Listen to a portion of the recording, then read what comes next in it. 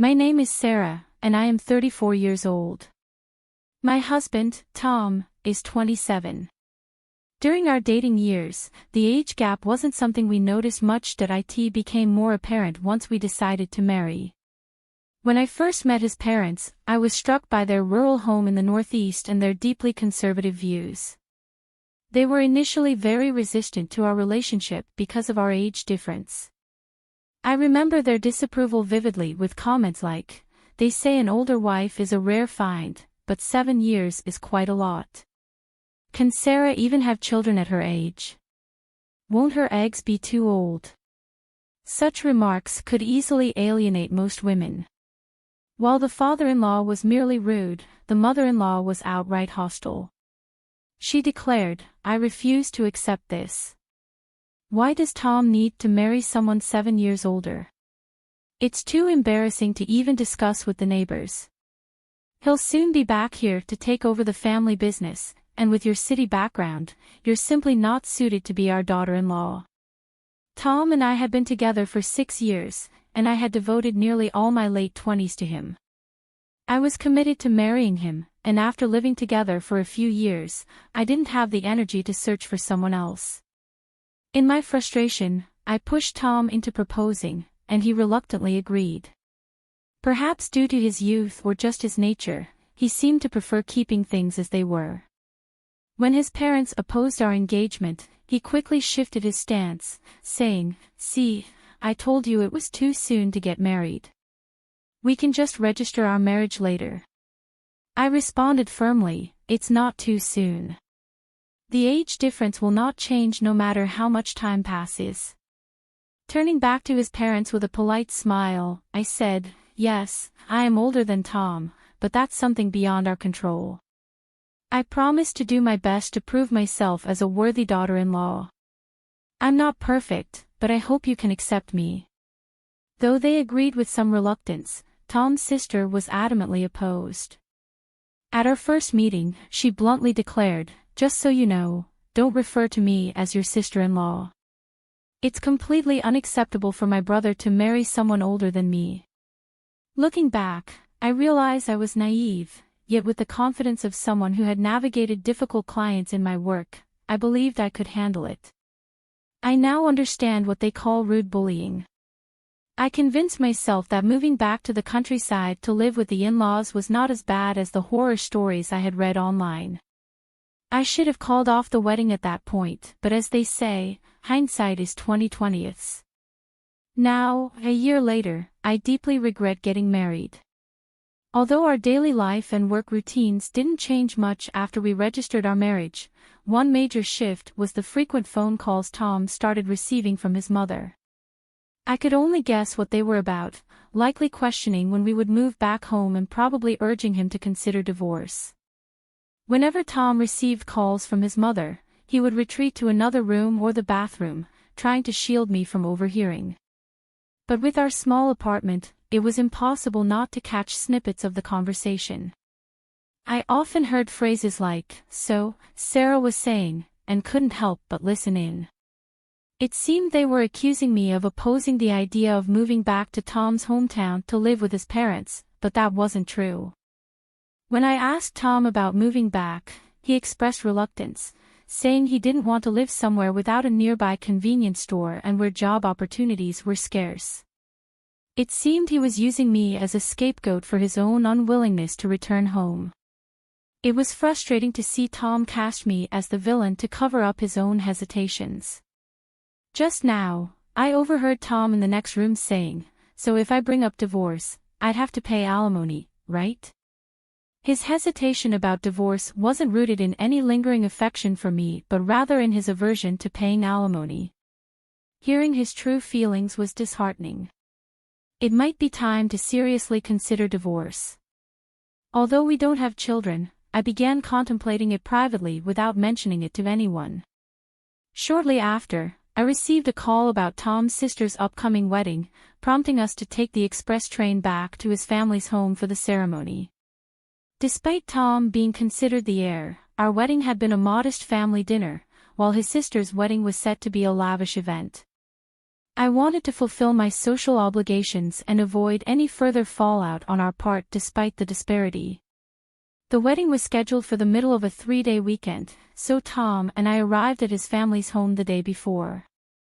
Tom's sister's fiancé is from a neighboring city, and the wedding was set to take place at a venue there, with plans for the relatives to travel by chartered bus on the day of the event. As the family home became a hub for relatives, they began arriving in droves. The ceremony was set for just after 2 p.m. To avoid overcrowding the venue's dressing rooms, the venue staff, hairdressers, and dressers came to the house, and even Tom's parents were getting dressed up. Our own wedding had been more of a simple family dinner, so we wore slightly nicer everyday clothes. The contrast in treatment was stark and surprising. I had changed into the dress I had splurged on for the occasion, done my makeup, and was setting my hair when my father-in-law called out, "Hey, Sarah, could you serve some refreshments to the relatives?" With a smile, I began handing out refreshments, introducing myself with, "Nice to meet you. I'm Tom's wife. Please enjoy the refreshments," and trying to make my presence felt with the poise of a seasoned TV announcer. Despite my mother-in-law's suggestion to stay in Tom's room, I was eager to fulfill my role and make a good impression. I was determined to make a positive impression. Shortly after, the bus arrived to take us to the wedding venue.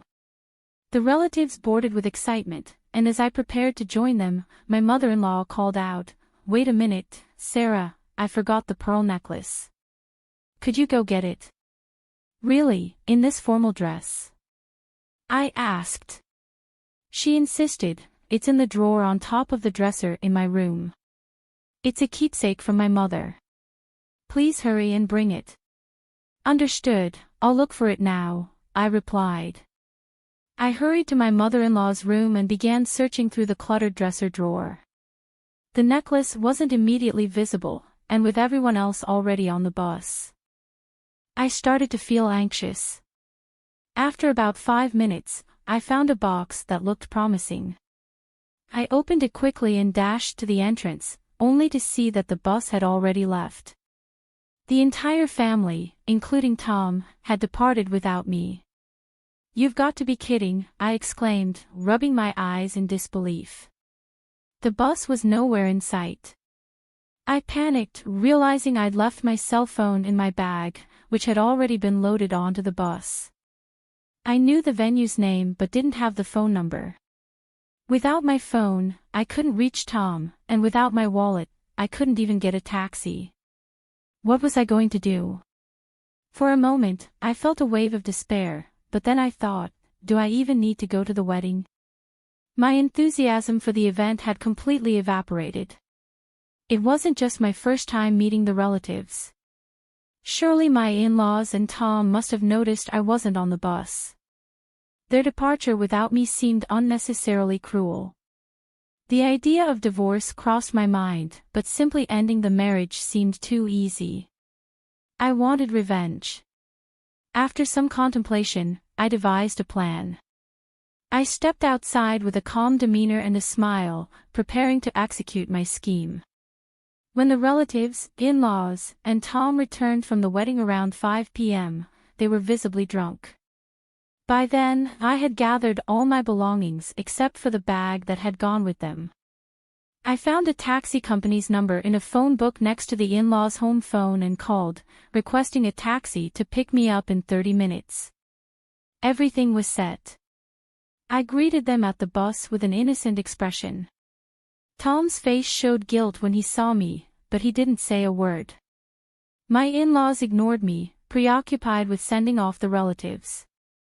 The relatives glanced my way but left in their cars. I wished Tom would at least offer an apology, but that's just how he was. With a forced smile, I said to Tom, "Welcome back." He looked visibly relieved and began making excuses. "I didn't realize you weren't on the bus." I felt bad, but the ceremony was starting, so I couldn't come back for you.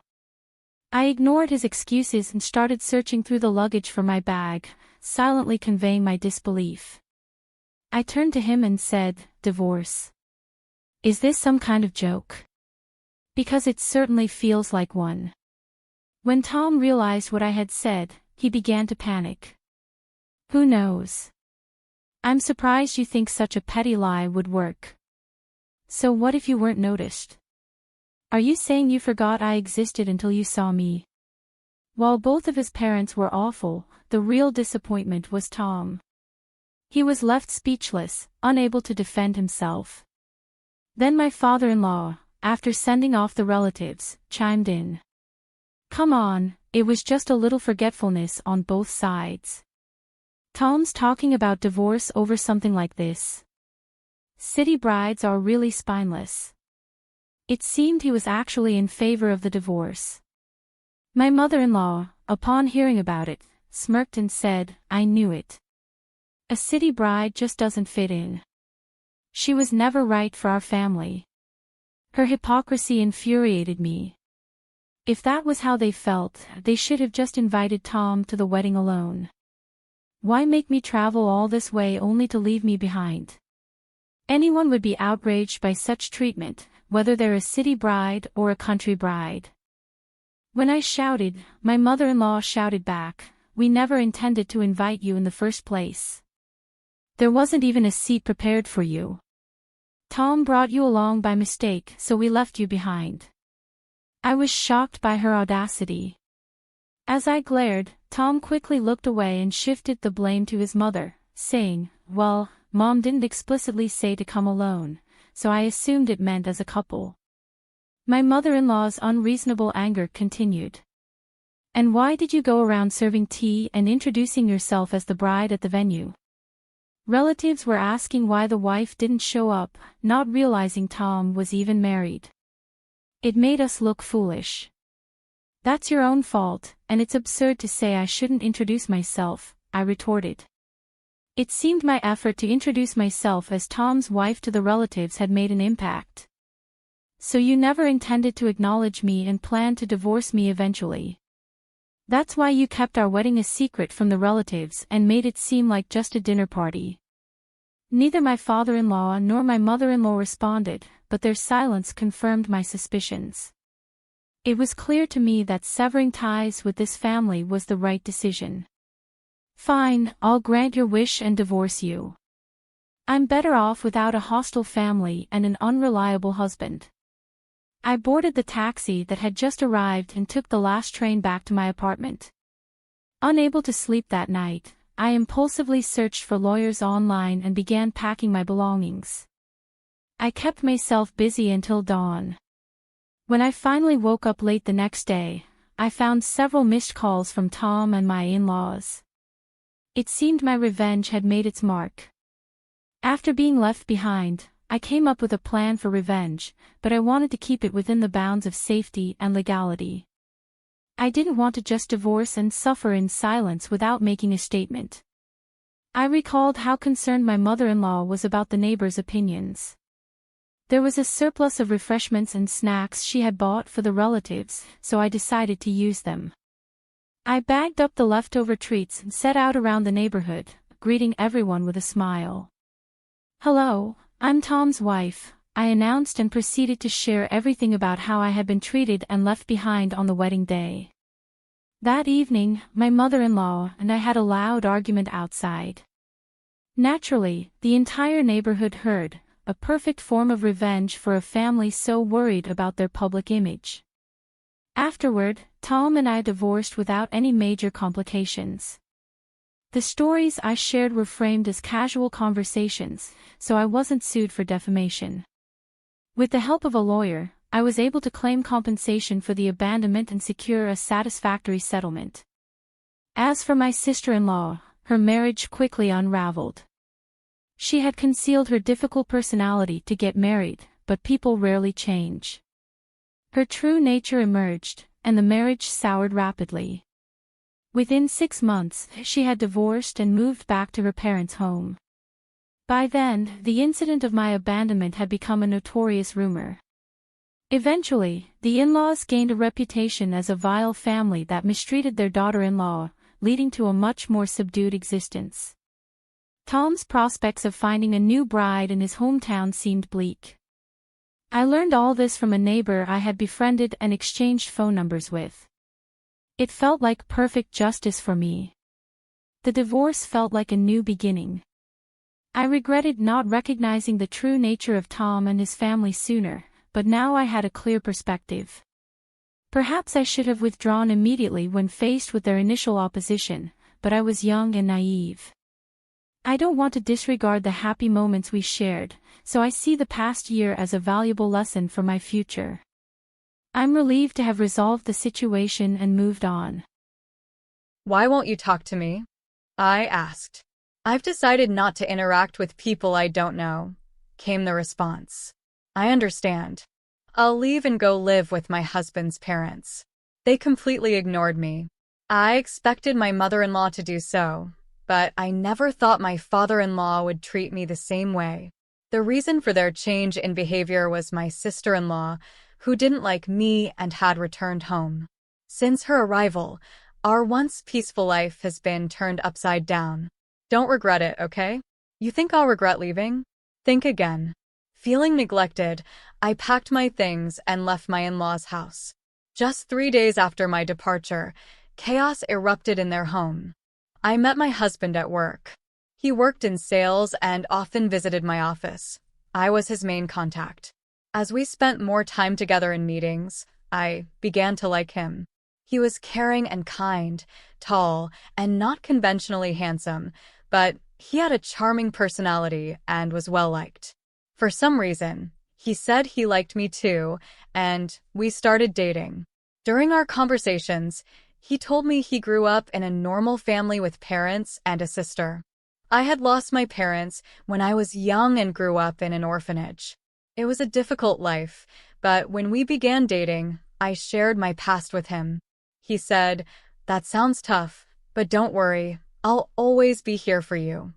Not long after, he asked me to marry him. He always wanted our relationship to lead to marriage and quickly introduced me to his parents. When I told them about my upbringing in the orphanage, they listened carefully and reassured me it wouldn't affect our marriage. It made me really happy. They even said my background didn't matter in becoming their daughter-in-law, which made me feel really good. However, my sister-in-law, who was very close to her brother, seemed surprised, asking, "You grew up in an orphanage?" My husband had to scold her. Looking back, she probably didn't like me from the start, but I didn't think much of it at the time, assuming we were still getting to know each other. Before we got married, my husband and I discussed moving in with his parents. We considered it seriously, but I decided to keep my job. My husband was going to be transferred soon, and although I thought about quitting to move with him, my career was going well, and I had just been given more responsibilities at work. We discussed it and agreed that he would move alone after our wedding. I wanted to enjoy being newlyweds for a while. I even thought about visiting my husband during long weekends for mini vacations. Moving in with my in-laws right after getting married seemed a bit overwhelming, but my husband probably felt more comfortable living with them. He might have wanted us to live together to ease his mom's worries. Since I lost my parents when I was young, I had always wished for a family, so living with them didn't seem entirely bad. Besides, my in-laws had always been nice to me, and I grew to like them. It was tough juggling work and my role as a daughter-in-law, but having a family made me happy and complete. One day, my father-in-law came to me with a surprising request, marking the beginning of trouble in our seemingly happy living arrangement. It happened when my usually anxious mother-in-law, who often acted bossy towards my father-in-law, was out shopping. I was preparing to do some cleaning on my day off when my father-in-law asked to talk to me. "What's up?" I asked.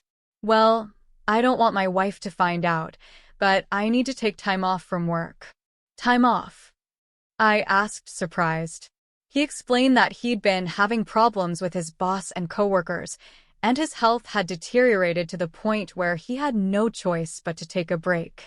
My mother-in-law is a nice person, but she's always anxious and a bit overly worried.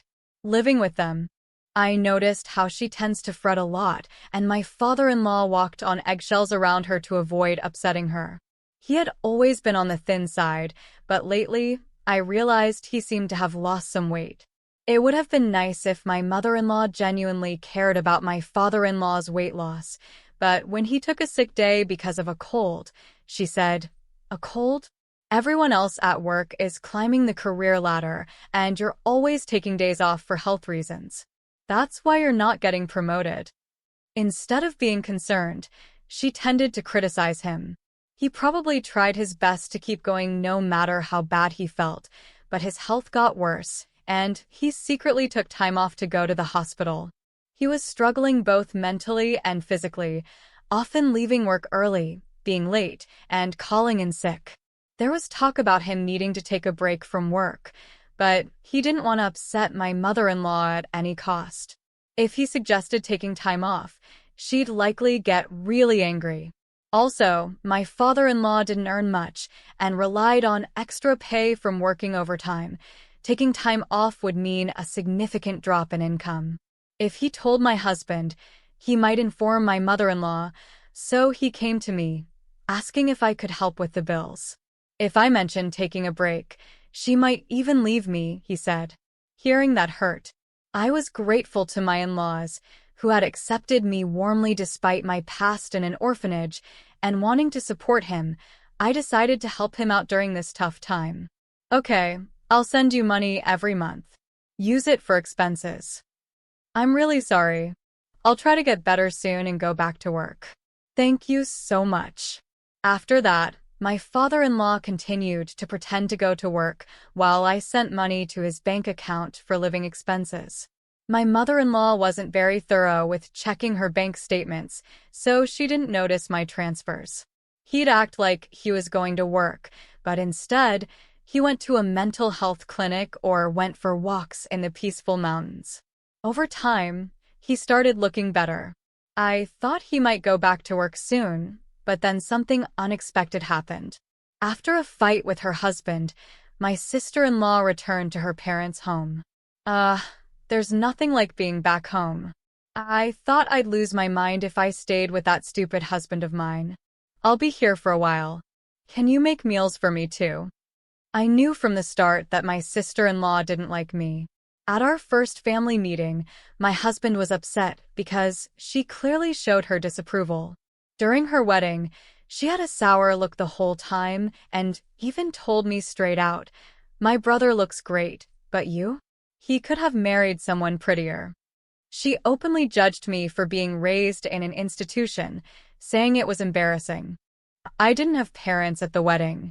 However, she got married before us and had already moved out, so I thought I wouldn't have to deal with her much.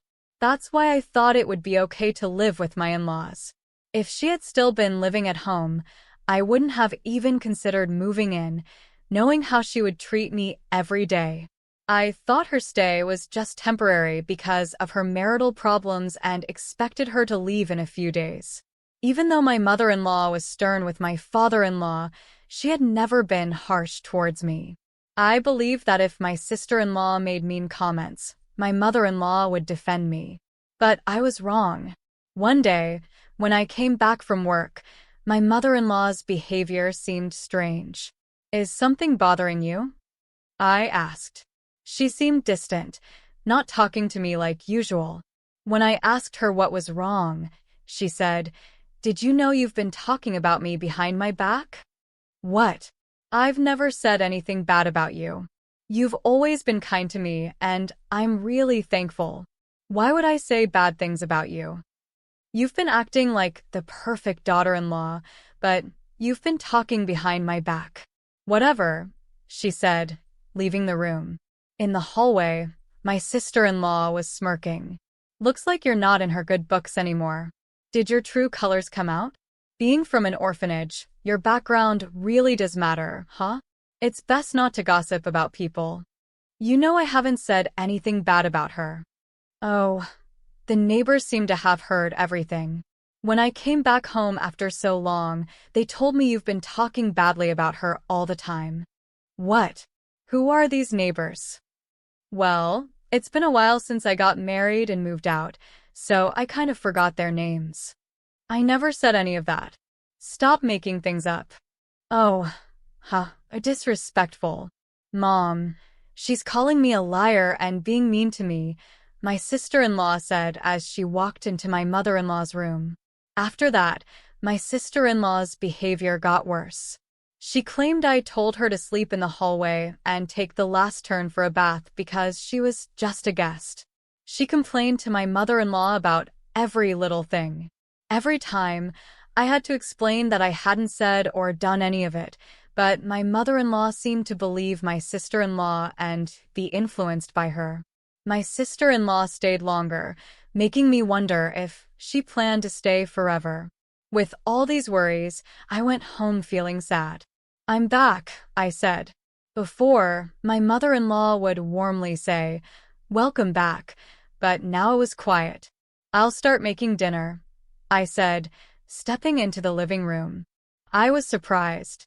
Usually, my sister-in-law would rush me to make dinner, but now my mother-in-law, father-in-law, and sister-in-law were eating sushi together. "Surprise," my sister-in-law said. "Oh, looks like someone who isn't really family is here. You were planning on having sushi, were you?" My mother-in-law kept eating without looking at me, watching TV. "If you wanted sushi, you should have told me." I came home right after shopping. I said, "Hey, I brought some stuff." I explained. No one said they wanted that," my sister-in-law replied, not even looking at me. "Hey Mom, Dad, I went out with my friends today and got some delicious pudding. Let's eat it together," my sister-in-law added, completely ignoring me. They all started eating the pudding. I was tired from work and didn't have the energy to argue, so I went to my room without eating. The next day, my sister-in-law said she was going out with friends and asked me to drive her to the station. I refused because it was a weekday and I had work. Even if we were going in the same direction, it was a different route, and she wanted to leave around noon. "I can't do it. Just take the day off, it's fine. Your cute little sis-in-law just wants a ride. She hasn't had a chance to relax since she got married, right? Can't you be a bit nicer to her now?" she said. "With all due respect, didn't you go out with friends last night after getting a late call? It seems like you've been going out almost every day since you came home. I have work. Please take the bus or train." My mother-in-law and sister-in-law were talking quietly, but I was done and left for work. However, that night, the event that made me decide to leave the house happened.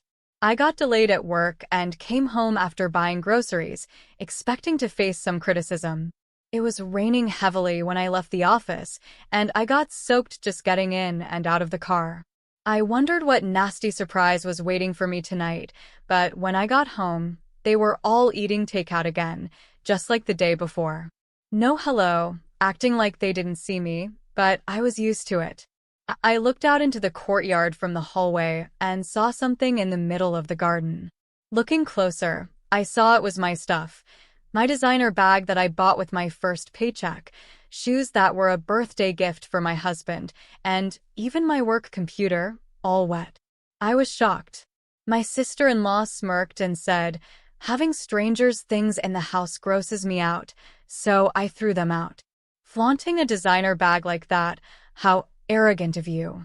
Neither my mother-in-law nor my father-in-law said anything about her terrible behavior. Why didn't you stop her? Have I done something to you? Do you really believe her lies about me bad-mouthing you and bullying her? Aren't you upset with her for what she did? I asked. My mother-in-law avoided my eyes and stayed silent. Why won't you say anything? I asked again. I can't talk to strangers. I can't be friendly with someone who's not family, my mother-in-law replied, not even looking at me. My sister-in-law grinned, waiting for me to respond. Wait, where's my father-in-law? I've been the one supporting him during his time off. I've been the one handling the finances in this house. I did it out of gratitude, but shouldn't he stand up for me now? Surely he'd be on my side. Hoping for his support, I looked at him, but he walked past me without a word and went into his room. That was it for me. I see. I've had enough. Oh, are you upset? I'm sorry. Honestly, I never liked you from the start, you know, being from an institution and all. Just don't regret leaving, my sister-in-law said, as if daring me to leave. Good riddance, I replied. I packed my things and got ready to leave right away. Only my father-in-law seemed worried because he relied on me financially.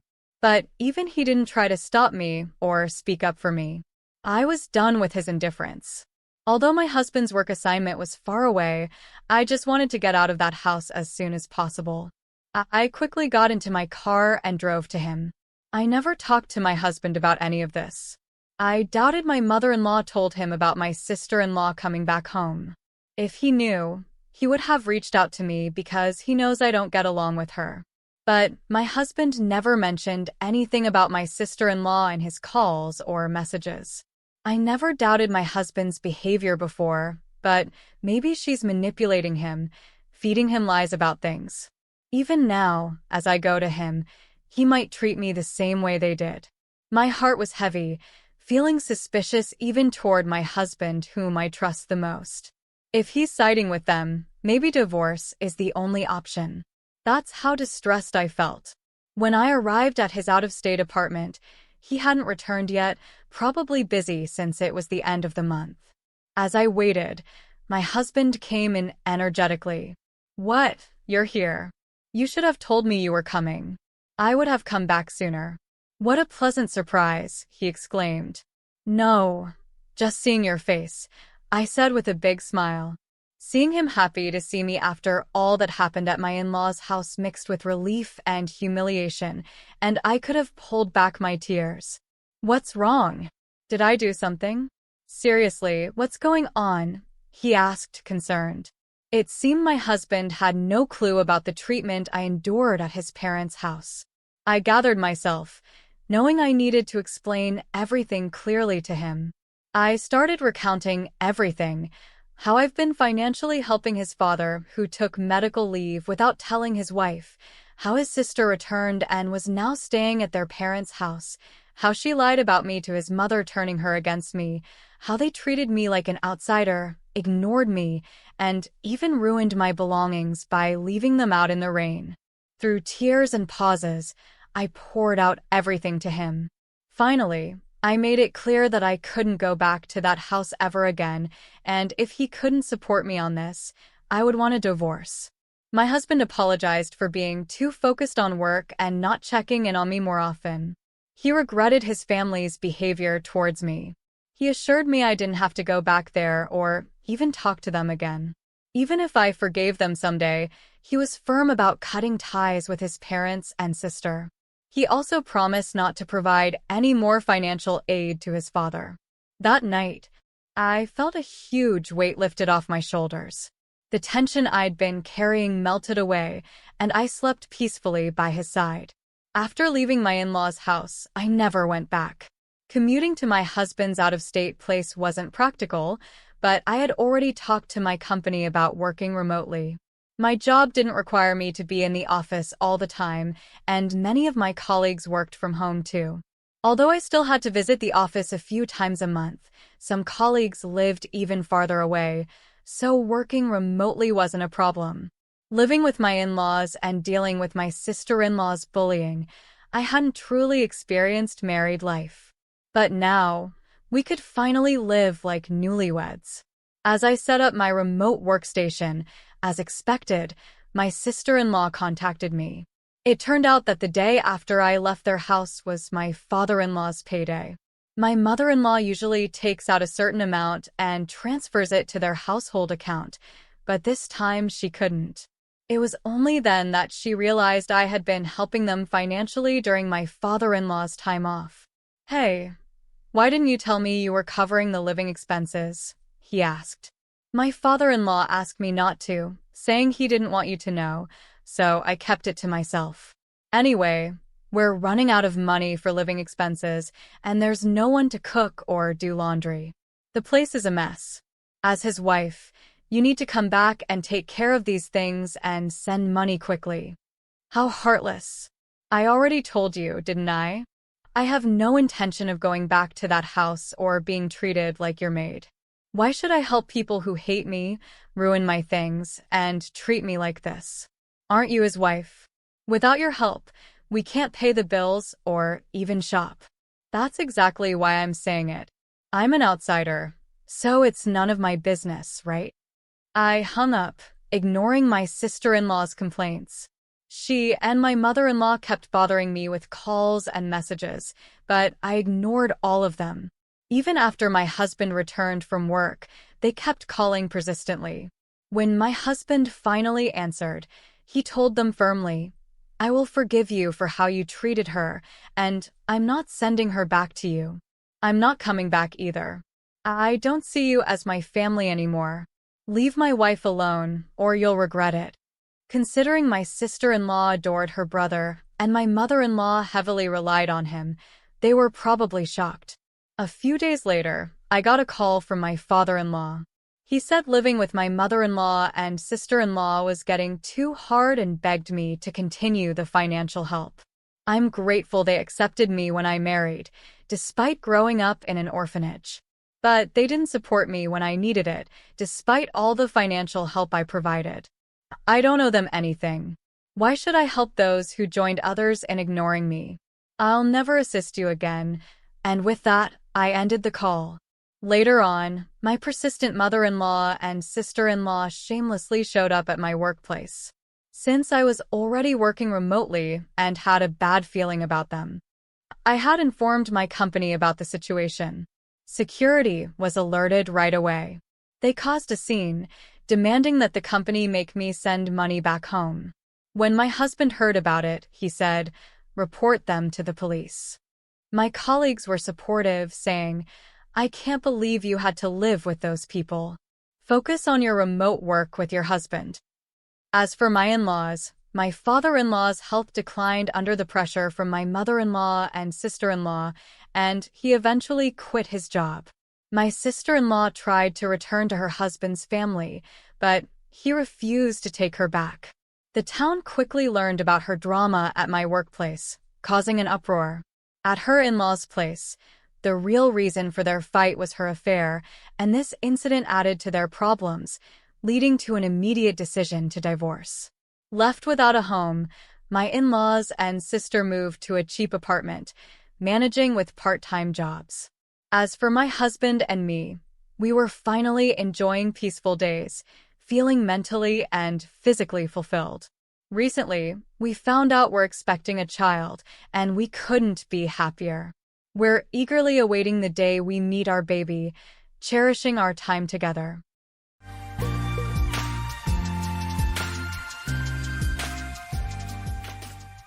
I was packing for our annual fishing trip, feeling a mix of excitement and apprehension. This trip, a long-standing tradition with my closest friends, felt different this year. Normally, it was a group affair with us and our wives, a testament to our inseparable bond since grade school. However, changes were afoot. Kenny had to miss the initial part of the trip due to a business obligation, causing his wife Pam to also delay her participation. Then, Don had to cut his trip short for a meeting, leading his wife to stay behind. Once Becky learned that she'd be the only wife on the trip from the start, she opted not to join either. The alteration in plans was a letdown. Our trips were known for strengthening our friendships and spicing up our marriages, filled with laughter and memorable moments. Now it seemed like a shadow of its usual self. Despite my excitement for the trip, I couldn't help but feel a sense of loss, particularly missing the intimate moments with Becky. Yet, the week leading up to the trip, Becky and I shared a passionate connection, a fervor that was both exhausting and deeply cherished. It was a bittersweet prelude to an altered tradition. For most of the year, our intimate life had settled into a routine that could be described as more functional than exciting, happening maybe twice a week. This was enough to meet our basic needs, but lacked the fiery passion we had in the early days of our marriage. Back then, our desire for each other was relentless, and we took advantage of every moment and place we could find for intimacy. However, about 5 years ago, this intensity began to wane, and our frequent encounters became less frequent, dwindling to just a few times a week. Becky seemed more and more reluctant, leading to frustration and occasional arguments on my part. Over time, though, I came to terms with this shift in our relationship, learning to handle my disappointment on my own. This context was on my mind that Thursday evening as I sat in the den, trying to relax with a beer after finishing my packing. Becky was upstairs, putting the kids to bed, a routine that had become as much a part of our lives as our changed intimate dynamics. After a while, I heard her footsteps as she came back down and went into the kitchen. She then joined me in the den, a glass of wine in her hand, and a look of concern on her face. "Honey," she began, her voice laced with seriousness, "we need to have an important talk. I understand this might upset you, but please hear me out before responding. I promise to address any questions you have afterward. I should have brought this up months ago, but I needed to gather some information first." Her tone was earnest, hinting at the gravity of what she was about to share. I'm not sure why, but I felt a surge of fear. Becky's demeanor was apologetic and fearful, yet her resolve was unmistakable. It was clear she was about to discuss something serious. After taking a deep breath and another large sip of her wine, she continued, "I know our intimate life hasn't been satisfying for you in the past few years, honey. Frankly, I haven't found much joy in our moments together either. Davy, I love you deeply, but, well, honey, you no longer stir the same excitement in me that you once did. And David, I want to remain your wife. You're an excellent father, a fantastic provider, and a true friend, but I'm seeking more than what you can offer me physically." I could feel anger starting to boil inside me. What was she implying? I thought she had grown distant, but what was the significance of the past week? I was certain I had made a significant impact. Just as I was about to interject, Becky raised her hand. "David, you promised to let me finish speaking before you responded." I bit down hard, forcing myself to lean back into my chair, trying to temper my rising frustration as she went on. "David, there's someone I've known for a while who captivates me in a way I cannot ignore. It's not just about Zex. No, it's about making love in a way that I feel we can't anymore. I didn't want to go behind your back. I will still be here for you, but I need to be honest about my needs. Being with him makes me feel alive, reminiscent of how we felt at the beginning of our marriage. It's something I can't seem to get enough of." I jumped from my chair and began screaming at her. "You cheating witch! How could you—" Becky stood and jumped in front of me. She pushed me back and I fell into my chair. She stood over me and continued, "Shut up! I told you that you wouldn't like what I had to say, but you promised to listen to me before you said anything. Now shut up and listen." I found myself rooted to the spot, stunned, as Becky loomed over me, her gaze fierce with a determination I had never seen before. She went on, her words like a cold, unwelcome breeze. "I've spoken with Don about the divorce laws here, and you need to understand the reality. Divorcing me won't be in your favor. You'd end up losing significantly. I'd be entitled to a large portion of your income for alimony and child support. The courts would likely grant me custody of the kids and the house to ensure their stability. Half of our savings and your retirement fund would also be mine. You'd be left with barely enough to live on, let alone maintain the lifestyle you're accustomed to. It would mean our children growing up in a broken home, dealing with all the associated difficulties. For your sake and for the kids, you need to come to terms with my decision. Despite everything, I still hold love and respect for you. Our life won't change much on the surface. I'm not cutting you off entirely, it's just that I'll be absent now and then, maybe even taking trips with him for the time we need together." As her words sank in, a mix of disbelief and anger welled up inside me. Watching Becky return to her seat, a silence fell over the room, heavy and tense. After a moment, I managed to find my voice, a mix of hurt and outrage barely contained. "I can't believe this. How could you do this? After everything, to come to me with such a betrayal. How long has this been going on? Who is he?"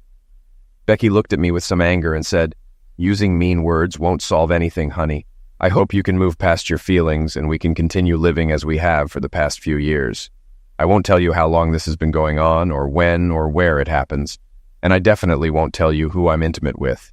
It's none of your business, and if I catch you snooping around, I'll have to take actions you won't like. I've been seeing someone else and I'm done hiding it. I need to be honest because the sneaking around is too much. I want to be upfront about when I go out so you can take care of the kids. But I won't tell you who he is to avoid trouble. If you try to do something bad to him or me, It won't end well, especially for our kids who need you. Just know, if you try to hurt us, there will be consequences." Once again, I sat there shocked at how calmly Becky laid out her information. She seemed so sure, so prepared. It was clear she had been planning this moment for a while. Despite my thoughts and comments, she had an answer for everything. I said, "I should probably call the guys and let them know I won't be going on this trip. We need to sort some things out, and I have a lot on my plate." I reached for my phone, but Becky grabbed my hand. Becky looked me straight in the eyes and said, "No, you're going on this trip. The kids will stay with your parents as we arranged. I don't plan on being alone for the next 2 weeks, and I don't want you around to cause any trouble or try to find out who I'll be with. You need this time away to process everything. I've made sure you'll actually go on this trip, and you won't like the consequences if you don't. You'll regret it if you change your plans now. My friends and I have everything covered. We have sources in town and almost everywhere you might go. If you try anything to find out about my lover or disrupt our lives, I'll find out, and you'll face serious consequences. You have to accept that my plan is solid, and it's what's best for me. If you cooperate, I'll make sure you don't have a miserable life. You'll continue living much like you have been." Becky went over to the desk and took out a thick envelope from her drawer of papers. She came back to me and handed it over. "Here, so you'll believe me. We made a written report of all your actions for the past month. Read it and you'll see we have it all down. We're aware of everything you do, and if you try to interfere with our plans, we'll know, and I won't go easy on you. Now I'm heading to bed. If you want some action tonight, come up. You'll see not much has to change unless you start causing trouble." I sat there in shock. Who was this woman? And what happened to my wife? I thought I knew her, but now I discover she's conniving and unfaithful. I watched her go upstairs, her hips swaying seductively. She knew she looked amazing and she was using it tonight, but for once, it didn't faze me at all.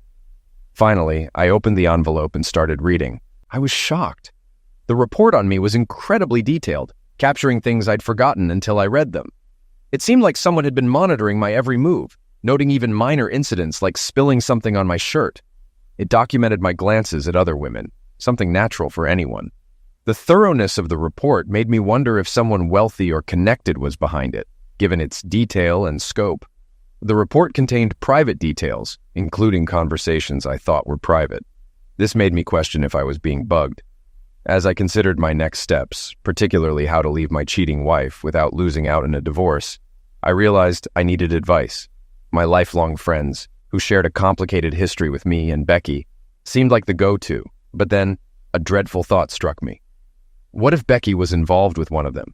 Seeking their counsel could backfire if the traitor was among them, sabotaging my plans before they even started. Just as I was deep in thought, Becky called out from the top of the stairs, provocatively suggesting I join her in bed rather than mulling over things alone. She then returned to our bedroom, leaving me to consider my next move in this complex situation. I never did go to bed. I spent the night on the couch in the den. Becky woke me up when she started making breakfast. She was mad and made sure I knew it. "Get your sorry butt up, Dave. You need to clean up and get ready for work before the kids notice you didn't sleep in your own room last night. When you come back in 2 weeks, I expect you to act normal. If you mess things up in the family, I've already warned you about the consequences. I'm willing to meet your needs sometimes, but I expect you to do your part too. Just so you know, if you find another woman, I'm filing for divorce." I could feel the rage building up inside me. I yelled, "What's going on? You can mess around and think it's fine, but I can't do the same? Not that I want to, but why is it okay for you and not for me?" Becky smirked and said, "Come on, Dave. We both know you're satisfied with what you're getting from me now. If you go out looking for someone else, it's just to get back at me. I only seek outside the marriage because you're not meeting my needs as a husband. If you could give me what I need, I wouldn't have to look elsewhere, and I expect the same from you." I stammered. I was so mad I could barely talk, but I finally managed to respond. "I can't believe this. You never once talked to me about needing more or wanting to try something different in bed. You never asked me to do anything we don't normally do. How was I supposed to know you wanted something else if you never told me? I always made sure you were satisfied. Most of the time, you had multiple orgasms before we were done. How could I know something was missing when you acted like everything was fine and I was happy?" Becky stood there, then said, "Well, if you're asking now, you're really clueless, huh? It's not just about quantity, dear. It's about quality. You never learned how to please me, and I realized you never would. So I started getting what I needed elsewhere. Now, get dressed. I'm tired of hearing you complain. I went upstairs and went through my usual morning routine. We had a quiet breakfast, and when our son Sean asked what was wrong, I started to explain. But Becky interrupted, saying, "Your father's just dealing with a little issue. He'll be fine after his vacation." She shot me a glare before focusing on her breakfast. At work, I decided to ignore some of Becky's advice and canceled my trip with the guys. We were supposed to leave straight from work and meet at our favorite Denny's to drive together. I had a spacious F-150 truck, so we'd load our gear into it. Roger would ride with me, and Don would take his car since he had to return on Wednesday. I talked to Roger, explaining that something had come up, and I couldn't make it. I offered to let him use my truck to haul the gear. Roger exclaimed, "Oh, Dave, that's not happening. I just spoke to Becky, and she warned me you might try this. She mentioned you've been stressed lately, but she checked with your secretary and confirmed you have nothing important scheduled. I promised her I'd ensure you take this trip. If I have to, I'll come find you. You're coming with us, and you're going to enjoy yourself." I started to object and refuse outright, but then I felt a twinge of fear. What if Roger was... No, Becky said she was leaving this weekend, and Roger was joining me. But wait, Kenny was staying home and coming up midweek. Could it be him or someone else? I was stuck. I needed to think more and make plans. I wanted to buy some surveillance equipment, but how? From the report I read, Becky and her friends tracked my credit card purchases, phone calls, and even cash withdrawals. They could spot unusual spending overnight. I was sitting at my desk, lost in thought, when Becky called. As soon as I answered, she launched into a tirade. "David, I told you to go on your trip, and it's not wise for you to try to snoop into my affairs. Roger just informed me that you tried to back out. This is your final warning.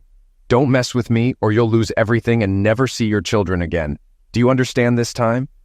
She hung up abruptly, leaving me stunned once again. Roger had betrayed me. Did that mean he was involved, or was he genuinely concerned for me? Come to think of it, my old friends didn't seem as close as they used to be. It felt like they were now Becky's friends, and I was just tagging along. Could it be? Nah, not all of them. Anyway, I decided to go on the trip and met the guys at Denny's. While they were joking around, I sat gloomily. Finally, Don asked me what was wrong. I hesitated for a moment, then said, "Becky has some crazy idea, and I don't know how to deal with it. I can hardly believe she meant what she said, but if she did, my marriage is in trouble." Roger glanced at Don and remarked, "You know Becky's style, Don. She rang me up earlier today saying Loverboy here was trying to bail on our trip. She mentioned he's been on edge and hard to deal with lately and could use this time off to clear his head. I assured her we'd ensure he joined us and had a good time." Don chimed in, "Yeah, I've noticed his moodiness too over the past few months. He hasn't been as lively with us. A little adjustment in attitude won't hurt. And we can help with that. I've got beer and his favorite whiskey in my car." Turning to me, he added, "Nothing used to stop us from enjoying our cabin time. Sure, the ladies won't be there this time, but hey, more drinks and stories for us." We headed out, driving to the fishing spot by the stream. It was a short 2-hour ride, and we arrived in time for some serious drinking before bed. The next morning, both guys insisted on fishing, so we set off. The fishing helped me forget about the past few days, but thoughts of Becky crept back as we returned to the cabin. I couldn't believe she meant what she said, but it lingered in my mind. Instead of focusing on what I needed to do, I let the guys convince me to keep drinking with them. Later, during supper, as we continued drinking, Don looked at me and asked, "Okay, Dave, spill it. You look like you lost your best buddy, but I'm still here. What's eating you?" I thought, why not? If I didn't talk to someone I trusted, I'd lose it. These guys were trustworthy. We'd been pals since school started. I spilled the beans to Don and Roger about my marriage's declining bed life over the last 3 years and Becky's bombshell from Thursday evening. After I finished, Don looked at me and said, "Wow, Dave, are you sure that's what Becky said? I can't believe she'd even think something like that. We've known her for years, and she's the sweetest, most caring woman I know." "Yeah, I know, but that's exactly what she said, as far as I recall. Is it really true?" Don leaned back and said, "Well, Dave, I can't predict the outcome of a divorce, but she's right about some things. If she's really doing what you say, you have to decide how to handle it. If she's discreet, you need to consider if breaking up the family and the emotional toll on the children, you and Becky, is worth it. In custody battles, the courts usually favor the mother. Unless she's proven unfit, you'd likely lose custody of your kids. It's true you'd have to financially support them until they're grown, including college expenses. Because she doesn't work, you'd have to pay alimony until she remarries. You might lose your home, either giving it to her or selling it and splitting the money. You'd also have to share your savings and retirement funds. Child support is calculated by a formula that heavily burdens the supporting parent. Expect to lose a big chunk of your income for child support. You'd also need to provide health care for the kids. Dave was stunned. Hearing his attorney friend lay out the situation was even worse than Becky warning him about the consequences of her infidelity. I have to know. She won't tell me whom she is with, and I need to know. When I find out, I will make sure she isn't with him any longer. Dave, as your friend, I get where you're coming from. But as a court officer, I have to advise against that. It's tough, but I'm obligated to report these things. If harm comes to any of Becky's lovers, I'll have to report you. My suggestion? Just deal with it and keep things normal. Maybe if she's cheating, she'll change her mind or get it out of her system. Either way, it seems like sticking to the status quo would be better for you. Don, I can't believe you're saying this. How would you feel if Shelley did something like that and threatened you? Would you just accept her cheating like Becky expects me to? Don looked uneasy and said, No, I'd probably be as upset as you are. But I trust Shelley wouldn't do that. She loves me and knows I'm the best partner she could have. I provide for our family and she wouldn't risk losing that or hurting our kids or me. Buddy, you should just accept your situation. If Becky's as vigilant as you say based on that report, you're in trouble. If you try to investigate her affair, she'll find out and retaliate. Heck, she might even know about this conversation if she's monitoring you closely. Did she know where we were going? Shoot, I didn't even think about that. Darn it, now I have more to worry about. Dave was confused by Roger's constant smile and Don's oddly happy expression during their conversation. He couldn't believe his friends were so relaxed about Becky treating him badly. Finally, he sighed, Well, forget it. Let's just have some more drinks. The next morning, Dave woke up before his friends. Feeling the need for solitude, he grabbed his fishing gear and headed upstream to his favorite spot. Just as he was about to start fishing, his cell phone rang. He always kept it with him, although reception was spotty in some areas due to weak signals. He was surprised to get reception here. Seeing it was Becky calling, he chose not to answer. After Becky left a message, he listened to it. He was shocked to hear her say, Well, honey, my sources say you got some good advice from Don last night. I hope you're going to follow it. I love you, and you're too good of a provider and father to lose. But if you do something foolish, I can manage the kids without you. Now have fun. Dave stared at the phone in disbelief. He knew the cabin didn't have cell service, and there was no landline. So how did she find out about his conversation with the guys? Oh no, his gear must be bugged, and someone must be nearby to pick up the transmission. He needed to search for it later. Dave didn't notice Roger and Don standing at the edge of the trees while he listened to the message. They grinned, gave each other a thumbs up, then vanished back into the woods, heading towards the cabin. Roger glanced at Don and asked, Do you think that'll do it? Or should we keep the pressure on for a bit? I reckon we should keep those detailed reports going for a month or two, and we got to keep urging him to just accept it, Don replied. We've got a good thing happening now. If we can persuade him to let Becky keep fooling around and spend some full nights and weekends with us, we'll be way ahead. Imagine how much better it'll be to have longer sessions with her without any time constraints. She's so hooked on what we give her in bed that she'll do anything we say just to have more. If we play it smart, he can clue in our wives about the issue, and we can tell them we're out at night helping him figure out what's going on. That'll be solid cover. Dave fished until nearly noon, but his mind wasn't on it. He spent most of his time pondering his marriage, trying to figure out how to uncover Becky's affair, end it, and get back at her. However, he knew he couldn't do anything until he found out who, when, where, and why, if possible. On a cozy Friday evening, as the anticipation of their friend's arrival grew, Becky and the man beside her shared a warm, intimate moment. After spending the day preparing for a weekend at the cabin, they finally had some time to themselves. Becky, feeling playful and affectionate, approached him with a twinkle in her eye. She handed him a drink and sat close, their conversation flowing easily. The atmosphere was charged with excitement for the weekend ahead.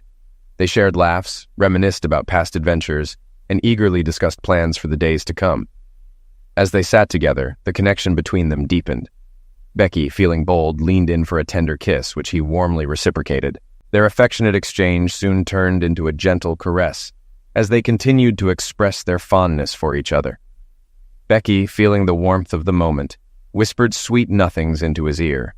The air was filled with anticipation, not just for the immediate tenderness they shared, but also for the joy that the coming days with their friends would bring.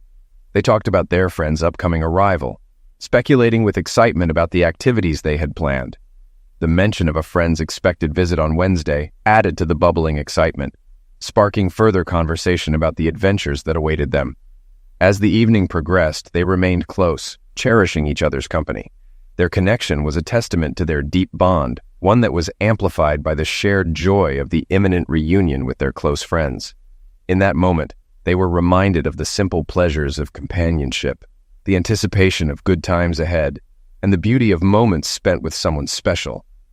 Becky exclaimed, "Oh God, I've been craving this for so long. I can't wait for the others to arrive. Isn't Dawn supposed to be here early Wednesday?" "Yeah, baby. Then you'll have both of us for 2 whole nights before I have to help babysit your loving hubby." "Oh God, I'll be so relieved when we can all 3 be together at once. Just being with 1 or 2 of you at a time has been tough after what you've done to me. There's no way Dave alone can satisfy me anymore.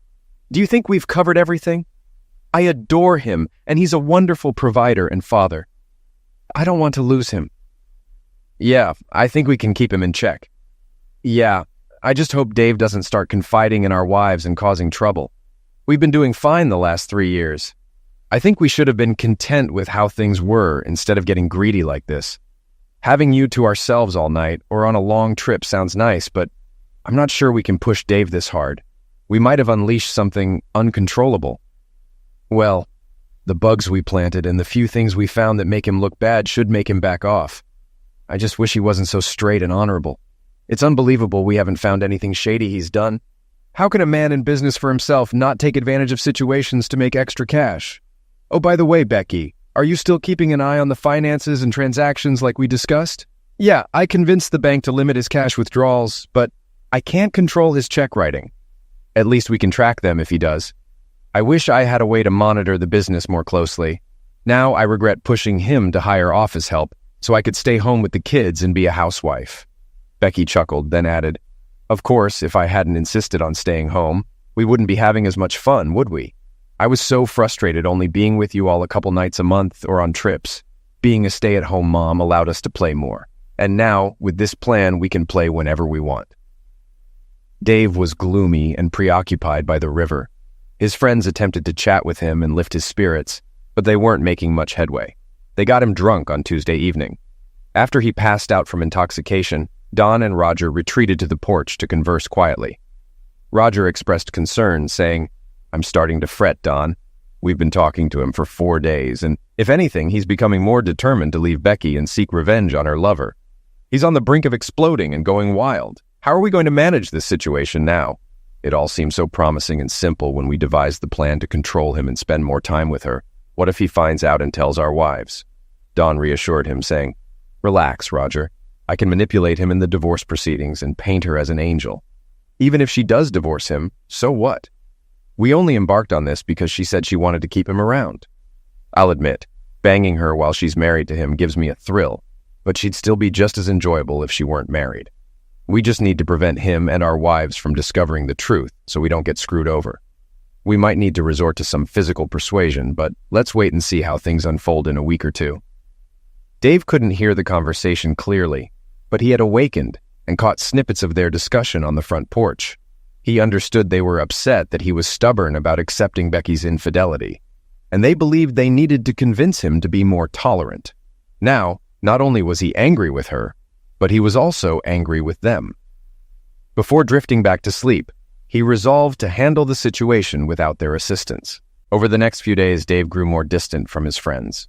Roger and Kenny grew genuinely concerned when all he would say about the situation was, "I'm going to find out who the woman is sleeping with, and both she and they are going to pay big time." Finally, the day arrived for them to head home. Once again, Roger rode with Dave, but there was no conversation in the truck. Kenny drove his own car, and as soon as they reached an area with good cell service, he called Dawn. Dawn and Becky sat in Dave's living room and listened as Kenny reported on Dave. "He's boiling with anger. If anything, he's even more determined to make you pay than he was when I got to the cabin. I'm not sure what to do, but I think we should lay low until he calms down. If he catches us, it could get ugly." Becky sat in shock, tears streaming down her cheeks, and she was almost hyperventilating. Dawn, with clenched jaws and a red face, sat beside her. After a brief conversation with Kenny, Don turned to Becky. He pulled her close and began caressing her breasts to calm her down. As he touched her, he said, "Becky, don't worry. I didn't want to resort to drastic measures if we didn't have to. But it seems like we have no choice now. See how he behaves this weekend and let me know on Sunday evening. If it seems like he's going to cause trouble, we'll file on Monday. I can freeze all your personal accounts, and I believe I can freeze the business accounts pending court approval for all expenditures. We can convince the judge that he might drain your accounts and ruin the business if we don't take control." Dave came home late on Friday night and found Becky in the living room, looking upset as though she had been crying. She seemed disheveled and was only wearing one of his shirts. As Dave walked by, he noticed something odd about her appearance that made him very upset. Becky looked at him defiantly and seemed to be provoking him with her posture. Dave was really angry and just walked by Becky without saying anything. Becky tried to follow him into their bedroom and even attempted to join him in the shower, but Dave firmly told her to leave, expressing his disappointment and anger about the situation. He told her that he had hoped they could resolve their issues, but now he felt there was no chance for that. Dave warned Becky that even though she had hurt him, he would find a way to respond to her actions and those of the person or people she was involved with. After getting himself together, Dave quickly packed his things into his truck, going back and forth from the house. While packing, he overheard Becky on the phone. One of the last things he tried to do before leaving was to transfer money from their joint bank accounts. But he discovered he was locked out because the password had been changed. This made him even more angry. Turning around, he saw Becky watching him, which only added to his frustration. Becky appeared remorseful as she spoke. "I hoped you'd come to your senses and we wouldn't reach this point. You realize you're making a grave mistake, right? I love you more than any man I've ever known. I don't want to lose you. If you persist, you'll risk losing the business and everything we've built. Just so you're aware, I've hired Don as my lawyer. I just spoke with him and informed him of your behavior. He'll be in touch." Dave was stunned. He knew Don was also her friend, but geez, he'd been Dave's attorney since he started practicing law. He couldn't believe Don would betray him like this. Dave left his home and drove straight to his office and warehouse complex. He planned to stay in his office and conference room for a while. On the way in, he stopped at the gate and spoke to the guard. "I'm having some trouble with my wife. She and her lover have threatened me. I need you to call in extra security and keep all unauthorized persons off the property." Saturday morning around 10 a.m., Dave was leaving the complex to grab breakfast when he got halted at the gate. A man approached him, confirmed his identity, then handed him an envelope saying, "You've been served." After the man left, Dave opened the envelope and found a restraining order. It stated that he couldn't come within 300 feet of his wife, children, or their home. Additionally, there was an order requiring court approval for any expenditures from his personal or business accounts, preventing him from depleting the company's assets before divorce proceedings, which were set to start the following Monday. After breakfast, Dave went to his assistant's house. When she opened the door, she remarked, "Dave, you look awful. What's wrong?" "I need to talk. I need help, and you're the only person I can trust. I'm sorry to bother you on the weekend, but I'm in trouble, and I have no idea who I can trust or talk to. She stepped back and gestured for Dave to come in. "Come on in, Dave. Would you like some coffee?" Dave followed her into the kitchen, where he saw her husband, Thaddeus, sitting at the table. It seemed he had interrupted their brunch, as there were plates with eggs still on the table. "I'm sorry. I guess I should leave. Thaddeus looked up at Dave and said, "You look terrible, Dave. Sit down and talk to us, for heaven's sake." Dave slowly recounted to the couple everything that had happened in his life since 2 weeks ago Thursday. Then he expressed, "I'm at a loss for what to do now or how to help myself. My supposed best friends spent the last 2 weeks urging me to let Becky continue her affair on the side. They argue that since she's been doing it for years and I never noticed, why should I disrupt things? And now, Don, my former best friend, is collaborating with Becky as her attorney, entangling me in legal complications. I can't even spend money without court approval, and I can't get that until at least Monday. My best friend has taken Becky's case, so I'm cut off there. I'm not even sure I have enough money to eat. All my credit cards were declined when I tried to pay for breakfast." Gertrude leaned back and said, "Dave, I can't believe Becky would do this to you." She turned to her husband and asked, "Thad, can't we offer him some financial assistance?" Her husband nodded in agreement. Dave sat at the table feeling angry, helpless, and determined to seek retribution like never before. Thad pondered for a moment before stating, "If what you say is true, you need some serious help. I just hope there isn't a bug hidden in your clothes somewhere." His eyes narrowed, and he added, "Come with me, Dave." They headed downstairs into the walkout basement. Stopping at the bottom of the stairs, Thad instructed, "Dave, undress right now and give me your clothes. There's a shower over there, and I'll bring you some of my clothes to wear. I'll take yours to the front door.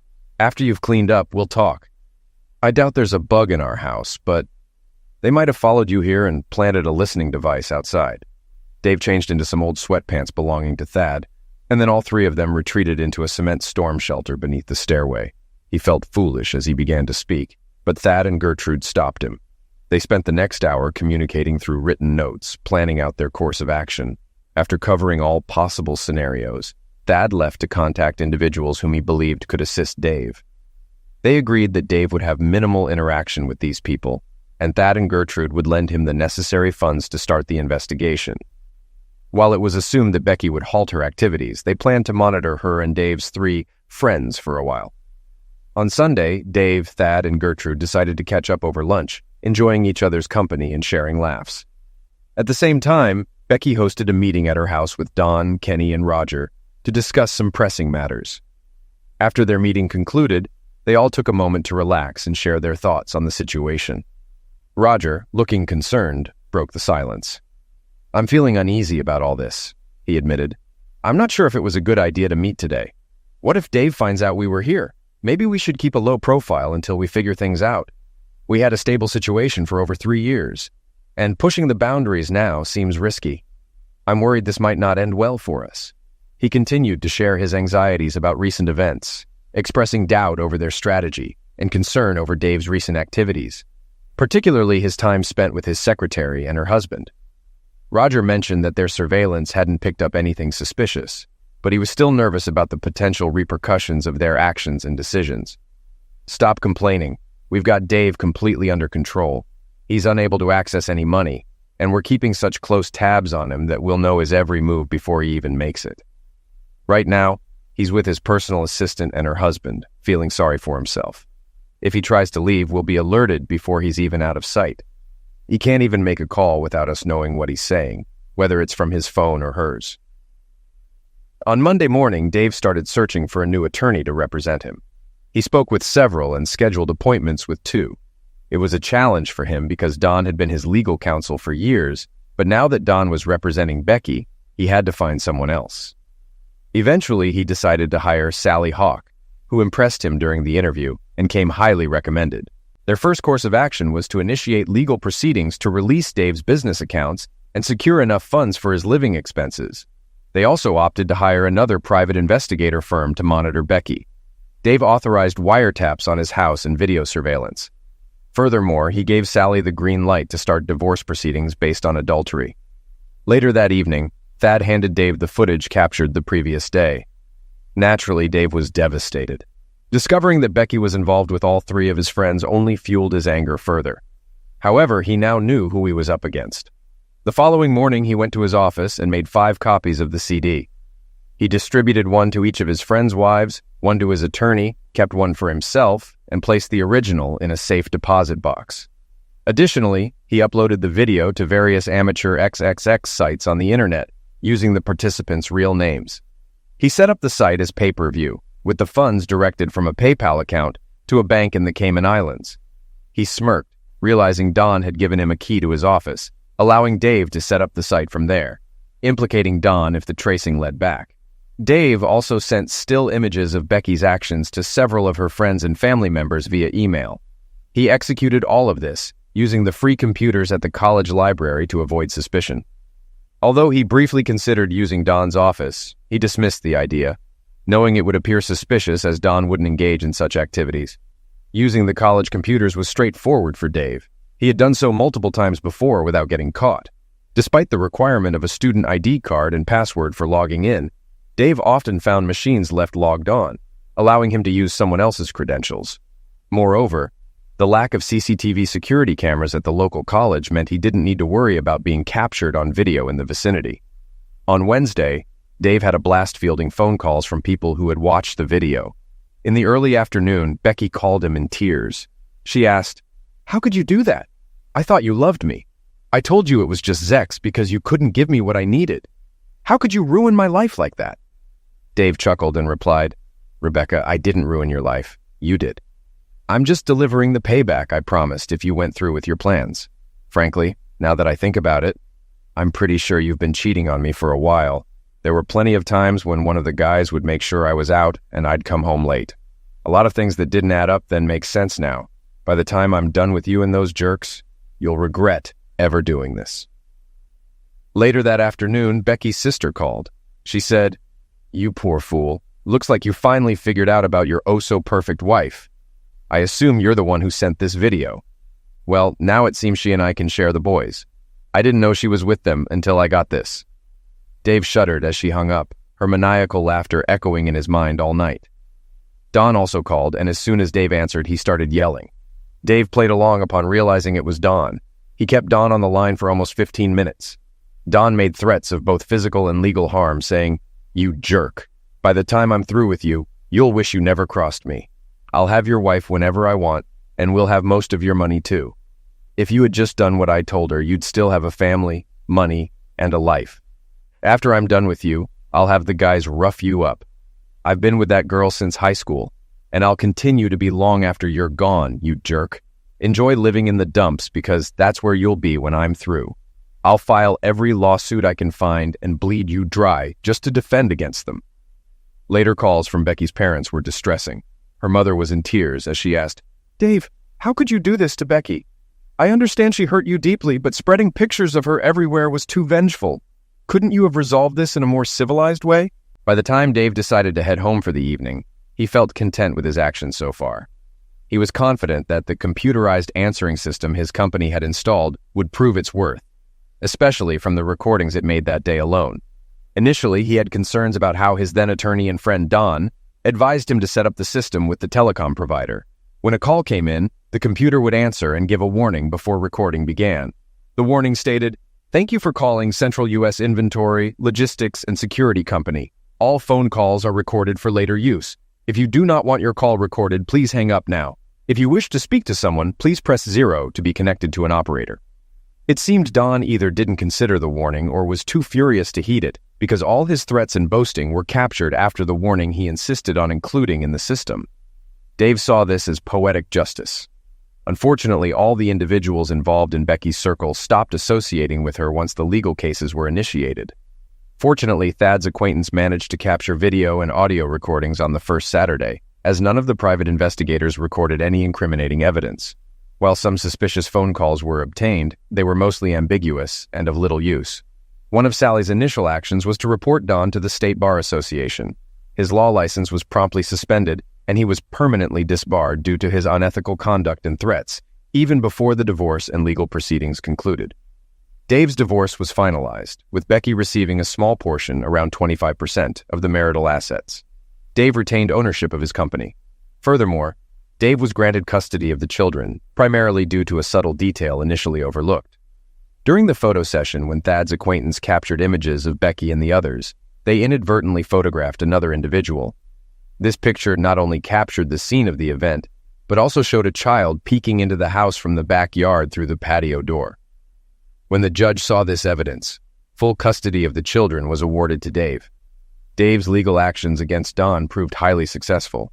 He was awarded $1.3 million in damages for breaching attorney-client privilege and for Don's misconduct in representing Becky while still acting as Dave's attorney. Don faced censure for his inappropriate relationship with Becky and various ethical violations, leading to fines payable to the state. As Dave pursued legal recourse against Don, Don's financial situation deteriorated significantly, nearing bankruptcy. Meanwhile, Shelley, Don's wife, depleted most of their remaining marital assets during their divorce. Similarly, Pam, Kenny's wife, received a significant portion of his assets after their divorce. Surprisingly, Roger and Trixie remained married, as it was revealed that Trixie had willingly engaged in the group's activities. However, Roger grew discontented with his friend's continued exploitation of Trixie. When Don and Kenny moved in with Roger after being ousted from their homes, tensions escalated. Kenny's frustration boiled over one evening, leading to a violent altercation where he assaulted Don and Roger. Kenny was hospitalized due to injuries sustained in the fight, and Don and Kenny were subsequently convicted and sentenced to a year in jail. Consequently, Roger and Trixie ended their marriage. Reflecting on these events nearly a year later, Dave and Gertrude discussed a news article detailing the conflict involving Don, Kenny, and Roger over Trixie. Gertrude then inquired whether Dave maintained any contact with Rebecca, noting her supervised visits with their children. Dave glanced at her and replied firmly, "No, we only communicate when necessary, usually about the kids. I have no interest in speaking with her, and if I could avoid it entirely, I would." I was just curious. You two seemed perfect for years, and then... Well, I've always wondered if you knew why she did what she did. I just can't comprehend why a woman who loves her husband would act that way. Dave gazed at Gertrude, feeling a knot form in his stomach. He clenched his jaw and bit his lip before reaching into his desk drawer. Retrieving a folder, he handed it to Gertrude. I don't know why I held on to this letter. I'm not even sure why I agreed to read it. Remember when Becky's mother visited the office in tears about 7 months ago? She gave me this letter and insisted I read it before she left, so I did. Gertrude opened the folder and read the following. Dear David, you may question why I still call you dearest, but despite everything, you're the man I love. I've made mistakes that hurt you, and for that, I'm deeply sorry. My actions weren't intentional, but I need to come clean about them. Our past relationships with our high school friends were complicated, but they didn't affect us until I made a mistake on our 9th anniversary. You were busy with work, and I ended up drinking too much at a Valentine's Day party. Feeling lonely, things took a turn when Don and Kenny drove me home. Reminiscing about past encounters led to a moment of weakness where I gave in to temptation with them. That night, I experienced feelings and pleasures that were intense and new. This led to more encounters with them, sometimes individually or together, whenever you were away. These moments were filled with excitement and fear of getting caught, which somehow added to the thrill. Don later suggested an arrangement to avoid the risk of getting caught, believing you might accept it to keep our family intact. I convinced myself you might agree, hoping to avoid losing you and our children. But I realize now how much pain and betrayal my actions have caused you. I'm truly sorry for the hurt I've caused. I hope you can find it in your heart to forgive me. Yours always, Becky. Gertrude glanced up after reading the letter. Her eyes were teary, but she held back her anger. Dave, I truly believe she still loves you more than anyone else. I know she's hurting. But Dave, she was nearly as much a victim as you were. I think your friend Don was a predator. You know, over the years, we've both heard some terrible rumors about him. I wouldn't be surprised if he intentionally got her drunk that first night. No man of high moral character, no true friend would take advantage of her like she said he did. Yeah, I know, Gertie, but... Well, I'm not entirely sure she gave me the whole truth there. She always seemed to pay more attention to Don than I would have liked. I brushed it off, but there were several times we argued after a party because I thought she was too friendly, letting him take too many liberties. But I never caught them in anything substantial to confront them about. I have to admit, after Don's phone call when I finally caught them, thanks to you and Thad, I had enough doubts to get DNA tests done on the children. You can't imagine how relieved I was when the test confirmed I was their father. Well, anyway, I believe she thinks she loves me, but I don't think it's genuine love. It's more like infatuation, maybe a deep affection. I was easy to live with, a good provider and father. I now realize I was probably her last choice, and we married because, well, I'm not sure why she married me. I loved her deeply, but I don't think she felt that same depth of love for me. I believe that's why she cheated and continued to do so. She was selfish and only cared about her own pleasure, needs, and desires.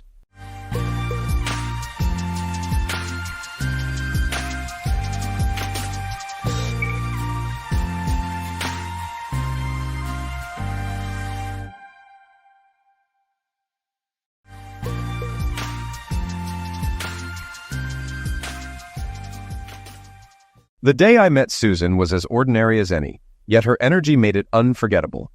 I had just started my first job at a small publishing house, and Susan worked in the neighboring office as an editor. She walked in, introducing herself with a self-assured charm that lit up the room. Her confidence was magnetic, and I was instantly drawn to her. At the time, I couldn't have imagined that this encounter would alter the course of my life. Over the months, our relationship grew from casual colleagues to close friends. We often stayed late at the office, brainstorming ideas or debating the finer points of storytelling. Susan had an uncanny ability to see the beauty in a flawed narrative, and her perspective challenged me to think differently. The late nights turned into dinners, and before long, we were inseparable. When I proposed to Susan a year later, it felt like the natural progression of our story. The engagement was simple yet perfect, a quiet moment shared over a picnic in the park. We dreamed about a future filled with shared adventures, promising to always prioritize each other. Little did I know that those promises would eventually be tested in ways I couldn't foresee. Marriage to Susan began as a dream. We bought a modest house and built a life full of laughter and mutual respect. Our evenings were often spent cooking together or discussing books, and our weekends were reserved for hiking or visiting friends. It was a simple yet deeply fulfilling existence, and I felt secure in our partnership. But cracks started to appear after a few years. Susan's playful nature, once endearing, sometimes came across as flirtatious, especially during social gatherings. I dismissed these moments as harmless, trusting in the foundation of our relationship. Looking back, I wonder if those early signs were warnings I chose to ignore. The turning point came when Susan joined Brockton Publishing. She threw herself into the new job with enthusiasm, and her colleagues often praised her creativity and charm. I was proud of her achievements, but I couldn't ignore the subtle changes in her behavior. The extra hours, the new acquaintances she never introduced to me, and the growing distance in our once close connection. Though I sensed something was off, I convinced myself it was just the stress of a demanding career. When I noticed Greg seated at the bar, he seemed unusually tense. He greeted me with a strained grin, his attempt at casual friendliness failing to mask the nervous energy he radiated. Despite my skepticism, I played along. I grabbed a pitcher of beer, as he suggested, and followed him to a secluded booth near the back of the room. We started with the usual small talk, lightly chatting about the Reds and their lackluster prospects for the season. Agreeing that third place was the best outcome they could aim for, we moved on to juicier local gossip. A scandal had recently come to light involving the mayor's chief of staff and a church treasurer entangled in a call girl racket. Greg chuckled, quipping about its creativity, and I joined in with a laugh.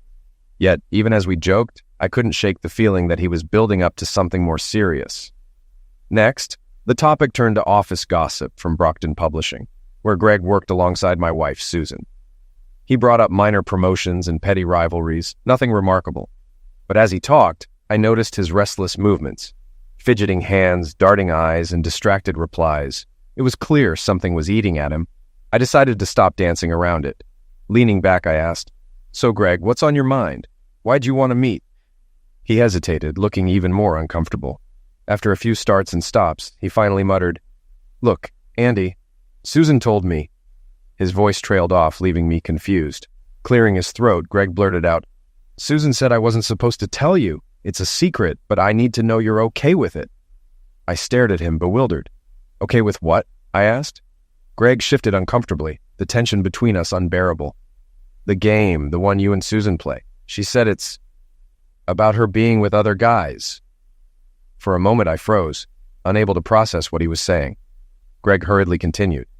"She told me you're both into it, that keeping it a secret is part of the excitement. She made me promise not to say anything, but it felt wrong not to check with you." My stomach turned as his words sank in. I managed to ask, "So, you slept with Susan?" Looking miserable, Greg nodded. "Twice. Once when you were in Louisville, and again on Tuesday, when we were both off work." A mix of anger and disbelief surged through me. "And she convinced you I was okay with this? That it was some kind of game?" I asked sharply. Greg nodded again, looking ashamed. "She was convincing. She said you've been doing this for years. Andy, I swear I'm sorry." The air between us grew heavy as I absorbed his confession. After a moment, I said, "Greg, I had no idea. I thought I was married to someone I could trust." He looked devastated. "I wouldn't have gone near her if I thought you didn't know. I swear, Andy." I took a deep breath and steadied myself. "Do two things for me," I said. "First, don't ever sleep with Susan again." "Never," he vowed. "Second, don't tell her we talked.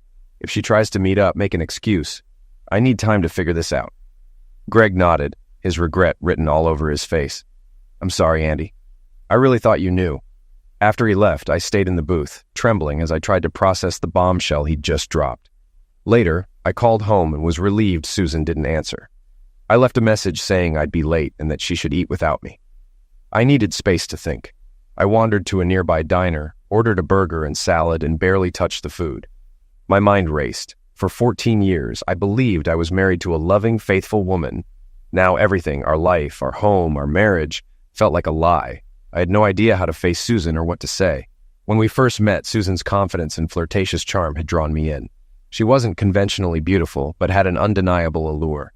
Over the years, I noticed her playful interactions with others, but always trusted her completely. I never imagined she'd betray me like this. Our bed life had been ordinary, but satisfying. I thought it was enough. Apparently, I was wrong.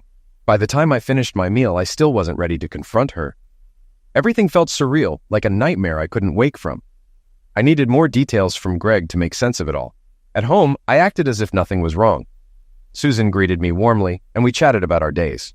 Later in bed, I was relieved she didn't initiate anything. I couldn't have handled it. When she fell asleep, I inched away, unable to bring myself to touch her. That night, my dreams were plagued with haunting images of Susan with faceless men, leaving me emotionally drained by morning.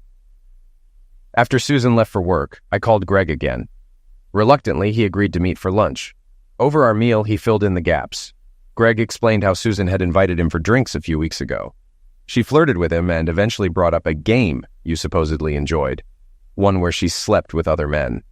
Initially, Greg didn't believe her, but her persistence and the details she shared convinced him. She assured him this was something you'd both been into for years.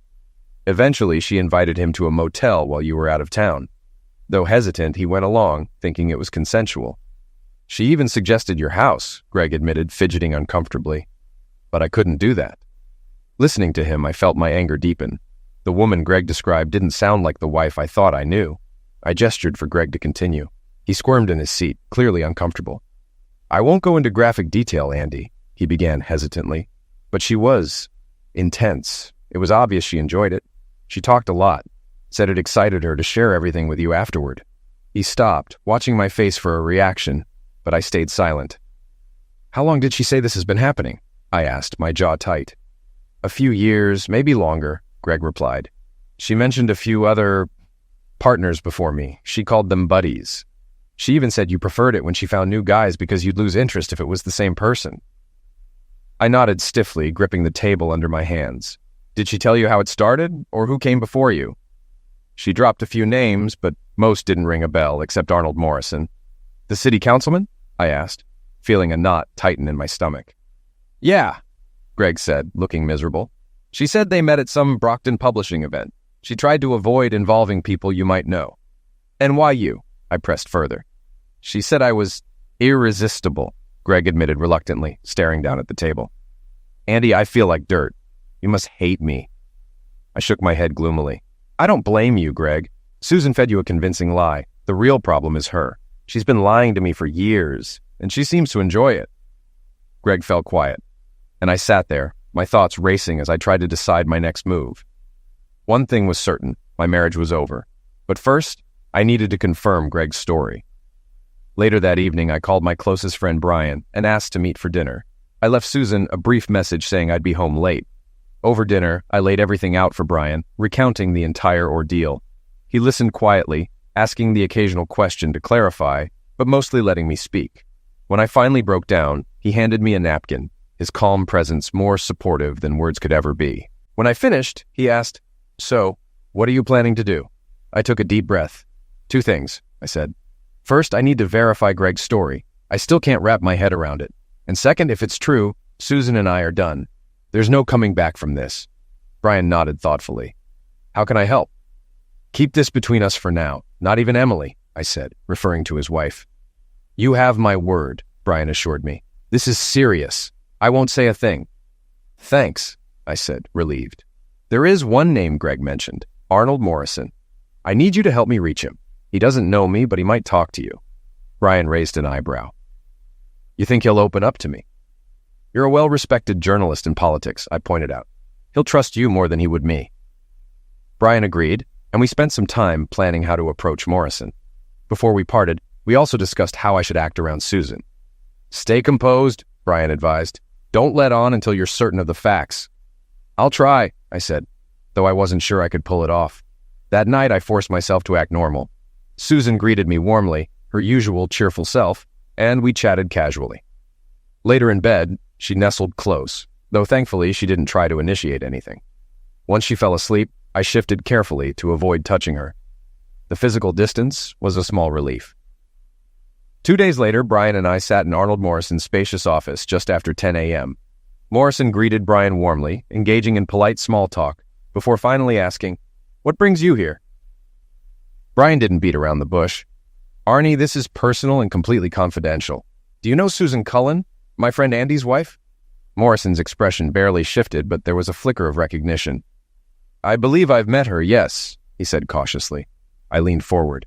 "Mr. Morrison, I'm not here to cause trouble, but I know you were involved with my wife. I need the truth." Morrison's eyes narrowed slightly as he looked between Brian and me. "This is off the record?" he asked. "Completely," Brian assured him. "It won't leave this room." After a moment, Morrison exhaled. "Yes, I had an affair with Susan about 2 years ago. We met at a publishing event. She told me it was part of some arrangement you two had. She said you enjoyed hearing about her with other men. She made it clear I was never to mention it to you." "How long did it last?" I asked, keeping my tone steady. "About 3 months," Morrison admitted, "from late spring through the end of summer. She said you preferred when she rotated partners because it kept things exciting for you." "Where did you meet?" I asked. "Different places," he said with a sigh. "Occasionally, empty apartments I had access to through work. Once or twice, she suggested your house when you were out of town." I fought to keep my composure. "Did she ever talk about others? Or how long she'd been doing this?" "She called me her 4th or 5th buddy," Morrison replied, his tone weary. "She said I was the best, though I imagine she told that to everyone. Mr. Cullen, I'm sorry. I thought it was consensual." I nodded. "I don't hold this against you. She lied, and you believed her. That's on her." Morrison looked relieved. "You'll keep this private?" "Absolutely," Brian said firmly. Outside, Brian put a reassuring hand on my shoulder.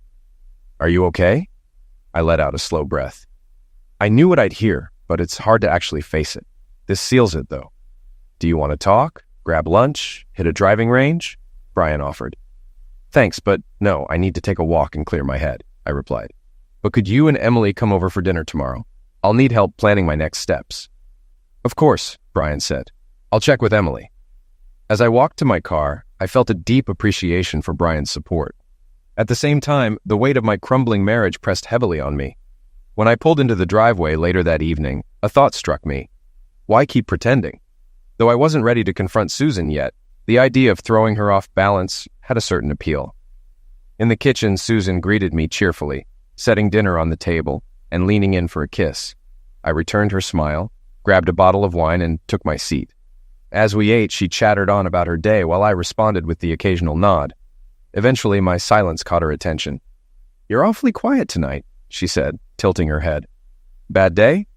"Yeah," I replied, my tone flat. "I've just realized you can't always trust the people you think you can." Her smile wavered. "Something happened at work?" "I'd rather not get into it," I said sharply, noting the subtle tension that crept into her expression. After dinner, I served us slices of pie, and we ate in uncomfortable silence. She made a few attempts to revive the conversation with idle chatter about the neighbors and a colleague's vacation plans, but I didn't take the bait. When dessert was done, she leaned in close, brushing her cheek against mine. "Coffee? Or maybe something a little hotter," she murmured, her tone suggestive. Normally, I would have been thrilled by her attention. Tonight, it only stoked my anger. I stood abruptly. "No, I've got paperwork to finish," I said coldly, and left for my office. I resolved to stay there until she was asleep. By 10 p.m., I found myself thinking, why am I avoiding her? I changed into my pajamas and climbed into bed without saying a word. Susan, dressed in a silky, revealing nightgown, turned off the TV and slid in beside me. "Feeling up for some love, Andy?" she whispered, her voice soft. I rolled onto my side, away from her. "Not tonight," I said tersely, switching off the bedside lamp. She didn't push further, avoiding any question that might lead to an uncomfortable truth. Instead, she lay restless beside me, her unease palpable. As for me, I stared into the darkness, my mind spinning with memories of our life together and the betrayal hiding behind it all. Sleep eluded me for hours. The next morning, I left the house early without a word to Susan. By 7:30, I was at my desk, preparing for what lay ahead. I started making lists: bank accounts, credit cards, movers. I also left a note for my boss Lionel requesting a private meeting. At 8:15, Lionel knocked on my door. Andy, you wanted to see me? Yeah, I said, closing the door behind him. I trusted Lionel not just as my boss, but as a friend. This is personal, and I need it to stay confidential. I've just found out Susan has been unfaithful, and I'm leaving her. Lionel looked stunned. Good grief, Andy. I'm so sorry. I appreciate that, I said, but I need your help. Do you remember the headhunter who reached out to me last year? I'd like to reconnect with them. Lionel took a moment to process, but quickly nodded. Of course, I'll get you their details. By mid-morning, I was on the phone with the headhunter who'd previously expressed interest in my skills. By lunchtime, I had sent over an updated resume, and by mid-afternoon, we were discussing 3 potential positions. The most appealing opportunity was a fundraising role at a major nonprofit in Chicago. It came with a 20% salary bump, a stronger support team, and an immediate start date since the position had been vacant for months. I expressed my interest and offered to interview as soon as possible. At 5:50, just as I was leaving for the day, my phone buzzed. Mr. Cullen, this is Ted Ruska from Global Resources in Chicago. I understand you're interested in the fundraising director position. For the next half hour, we discussed the job's responsibilities and the organization's mission. By the end of the call, Ted invited me to an in-person interview with their board in 2 days. I accepted, feeling a small glimmer of hope amid the chaos of my personal life. That evening, I met with Brian and Emily for dinner. Sharing the story was as painful as it was cathartic. Emily, visibly upset, didn't hold back. What a horrible woman, she muttered, her fists clenched. Then softening, she reached for my hand. Andy, I'm so sorry. What can we do to help? Just be my friends, I said, brushing away tears. I'll get through this, but knowing I have your support means everything. Over dinner, I explained my plan. I'm aiming for a fresh start. If the Chicago job pans out, I'll pack up and leave without a word. I don't want revenge or public humiliation for Susan. I just want her to wake up one day and realize I'm gone. That'll be punishment enough. I described how I'd handle the transition, delaying public announcements about my new role, switching to a new phone number and email, and using Lionel's help to stay off Susan's radar. When she inevitably calls you, just tell her you don't know anything, I told them. Emily nodded. You can count on us, and when she does reach out, I'll happily tell her what I think of her. Brian grinned at her. I take it you'll stay faithful to me. Emily rolled her eyes and smacked his arm playfully. Obviously, and you'd better not even think about pulling something like this, unless you're ready to lose all your dignity. We all laughed, and for the first time in days, I felt a brief sense of relief. For those few hours, I almost forgot the weight of what I was dealing with. When I got home later that night, the bedroom was dark, but Susan was still awake. Earlier, she'd sent me a few light-hearted emails, which I'd barely responded to, mentioning only that I'd be home late after dinner with friends. Hey, love, she greeted softly. Her voice was warm, and the sound of it twisted the knife in my heart. I wanted to believe, just for a moment, that she was still the woman I had fallen in love with. How was dinner? I missed you, she said. It was fine, I replied coolly. I had dinner with Brian and Emily. It's nice to have people in your life you can count on. Her shoulders stiffened slightly, but she didn't press for more. She was too afraid of where the conversation might lead. I got ready for bed without another word. When I climbed in, she wrapped her arms around me. You let me down last night, she murmured, her tone teasing. Think you can make it up to me tonight? I gave a dry chuckle. Sorry, Susan, I said, rolling away. I've still got a lot on my mind. Not tonight. She paused, clearly unsettled by my tone. All right, honey, I understand, she said softly. But I miss you. I hope we can be close again soon. She stroked my arm gently before rolling back to her side of the bed. It took her a long time to fall asleep, her breathing uneven as she lay awake. For me, sleep was out of reach, my thoughts churning endlessly as I planned my next steps. In the days that followed, my life accelerated at an almost dizzying pace. The interview with Global Resources Council in Chicago turned out better than I'd imagined, and they extended an offer almost immediately. Without hesitation, I accepted, agreeing to start in just 10 days. Back at work, I shared the news with Lionel, explaining the situation. Despite the short notice, he was supportive, understanding the urgency. We worked out a plan for me to stay on as a part-time consultant for a month to help with the transition. I assured him I'd do everything I could to ensure a smooth handoff, and he promised to back me in every way possible. With my future mapped out and friends like Lionel and Emily in my corner, I felt ready to begin again, leaving Susan to confront the wreckage of her own making. A few days later, I flew back to Chicago to finalize my relocation. With the help of a real estate agent recommended by Ted Ruska, I found a sleek, modern two-bedroom apartment just a short walk from my new office. The space felt like a clean slate, a perfect symbol of the fresh start I desperately needed. I didn't hesitate. Signed the lease on the spot and moved quickly to furnish it. Afterward, I spent hours selecting furniture and decor to fill the apartment, ensuring every detail was handled. The building manager agreed to oversee deliveries, so the space would be ready before my official move-in. To cover the smaller essentials, bedding, towels, kitchenware, I enlisted my soon-to-be assistant, Eileen Stambaugh. Eileen eagerly agreed, especially when I promised to treat her to dinner at one of Chicago's best restaurants once I settled in. By the time I returned to Cincinnati, nearly everything was in place. All that remained was clearing out my university office, packing my personal items, and disentangling my finances from Susan's. Methodically, I tackled each task, wrapping up most of the logistics by Friday evening. Susan didn't ask about my frequent absences. She was used to my work-related travel. What she couldn't ignore, however, was my increasingly cold demeanor at home. She tried to compensate with exaggerated warmth and affection, but I kept my distance. I could see the doubt creeping into her expression as she tried to decipher my behavior. Yet she never confronted me directly. Maybe she was afraid I knew the truth, or was too cowardly to face it. Either way, her unease gave me a dark sense of satisfaction. One afternoon, Emily called me at work, her voice practically brimming with amusement. "Guess who just called me?" she said. "Who?" I asked, though I had a pretty good idea. "Your darling wife," Emily replied with a laugh. "She's fishing for answers. She wanted to know if I had any idea why you're being so distant." "What did you tell her?" I asked, leaning back in my chair. "Oh, I made her squirm a little," Emily said, clearly enjoying herself. "She told me how cold you've been, avoiding her, shutting her out. So I asked her if there was anything she might have done to upset you. She swore there wasn't. Then I said, 'Well, why don't you ask him directly?' And she admitted she was too scared to push you." I laughed softly. "She's terrified." "Exactly," Emily agreed. "She's trying to play innocent while secretly panicking, but don't worry, I didn't give her a thing." "Thanks, Emily. Let me know if she tries anything else." "Of course," she said. "You tell me when you're ready to drop the hammer." "Monday," I said decisively. "That's when it happens." Over the weekend, I made no effort to hide my disdain. On Saturday, Susan tentatively suggested a walk in the park, her tone unusually sweet. I responded with a blank stare before saying, "I'm not interested." Later, when she asked about dinner or a movie, I dismissed her without a second thought, claiming I'd rather stay home and relax.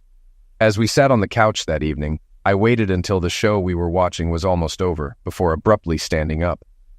"I've got some reports to finish," I announced, disappearing into my office without another word. That night, I went to bed long after she had fallen asleep. The next morning, I woke to find her pressed against me, her lips grazing my neck as her hand slid over my chest. "Good morning, baby," she whispered, her voice dripping with seduction. "I think we should make up for lost time." I opened my eyes to see her playful smile, but it only fueled my disgust. Gently but firmly, I placed my hands on her shoulders and pushed her back. "Susan, don't," I said, my tone sharp.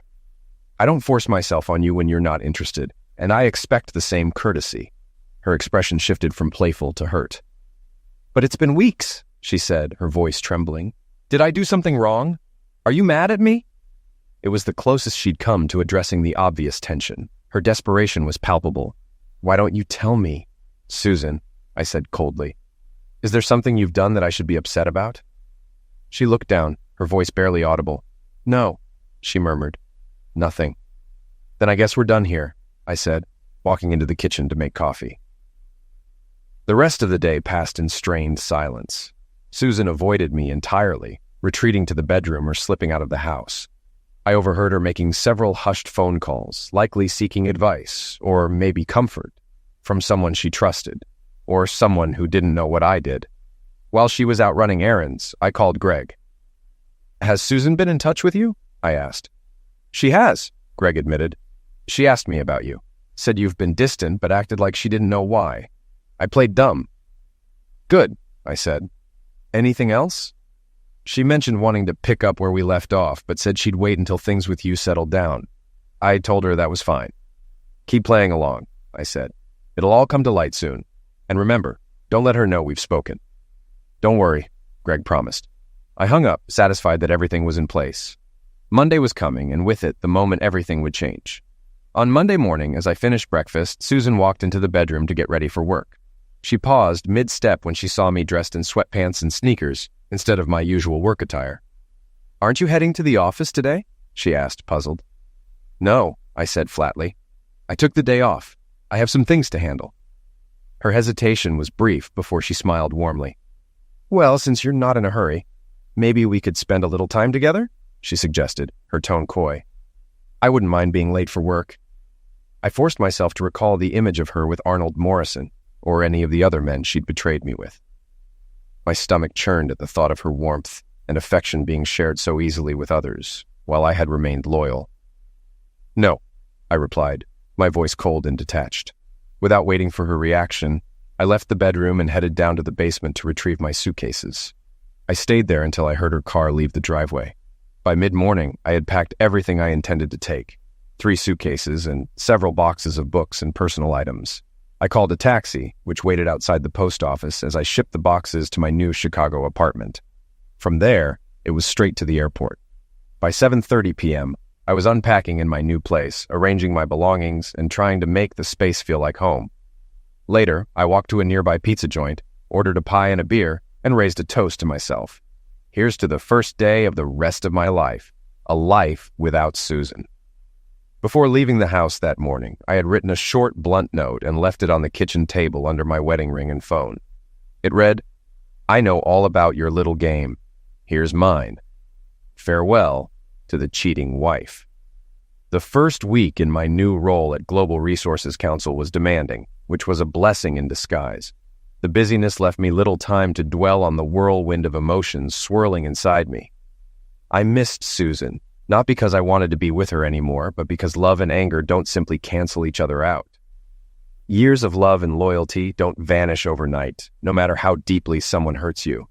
My feelings for her had turned into a tangled mess of nostalgia, pain, and fury, but at least my new job kept me focused and moving forward. By Friday evening, I was glad to collapse on the couch and unwind with a ball game. The weekend, however, loomed dauntingly. I was alone in a new city, unfamiliar with my surroundings, and struck by the reality of being single, not just in status, but in every aspect of my life. The thought of rebuilding, making new friends, finding a new relationship felt exhausting and isolating. Sunday brought a welcome distraction. A phone call from Brian and Emily. They wanted to check in, offering support and encouragement. I gave them my new contact information and address, emphasizing the need for secrecy. Emily, always eager to share the latest, filled me in on her recent encounter with Susan. "She called Monday night," Emily said, clearly savoring the memory. She was hysterical, sobbing so hard I could barely understand her. But eventually I made out the gist.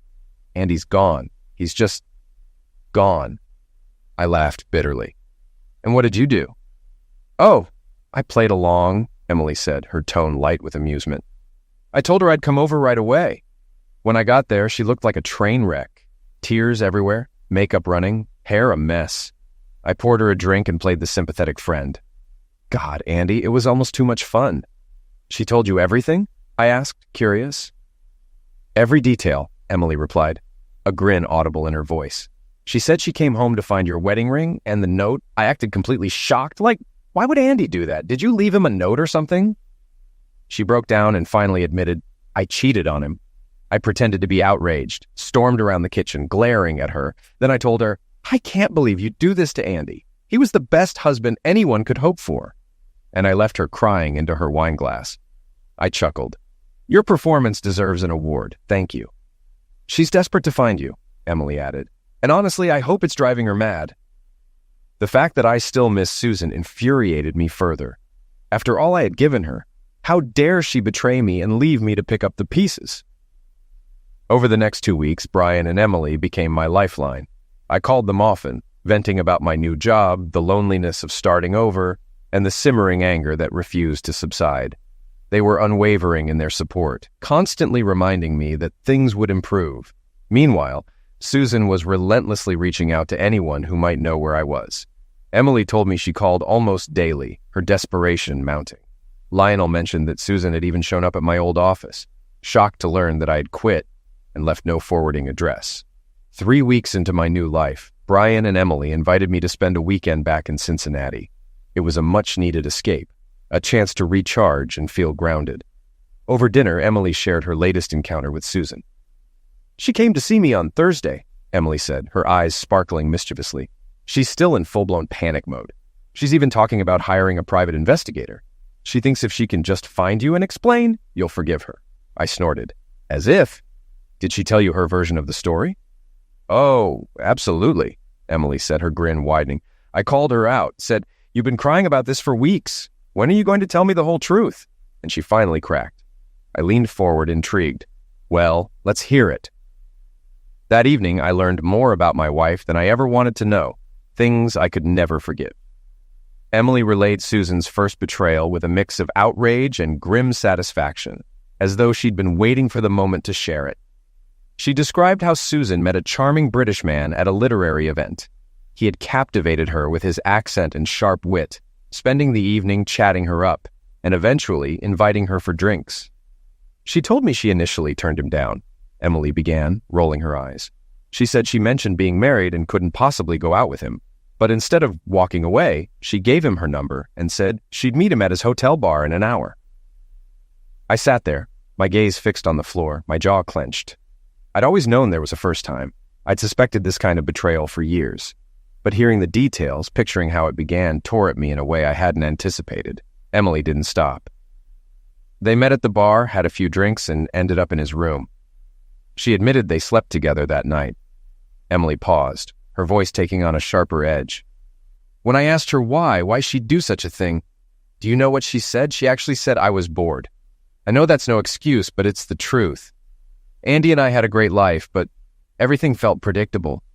Then this handsome guy with an accent came along, and I thought, why not? This will be exciting." My fists tightened, nails digging into my palms.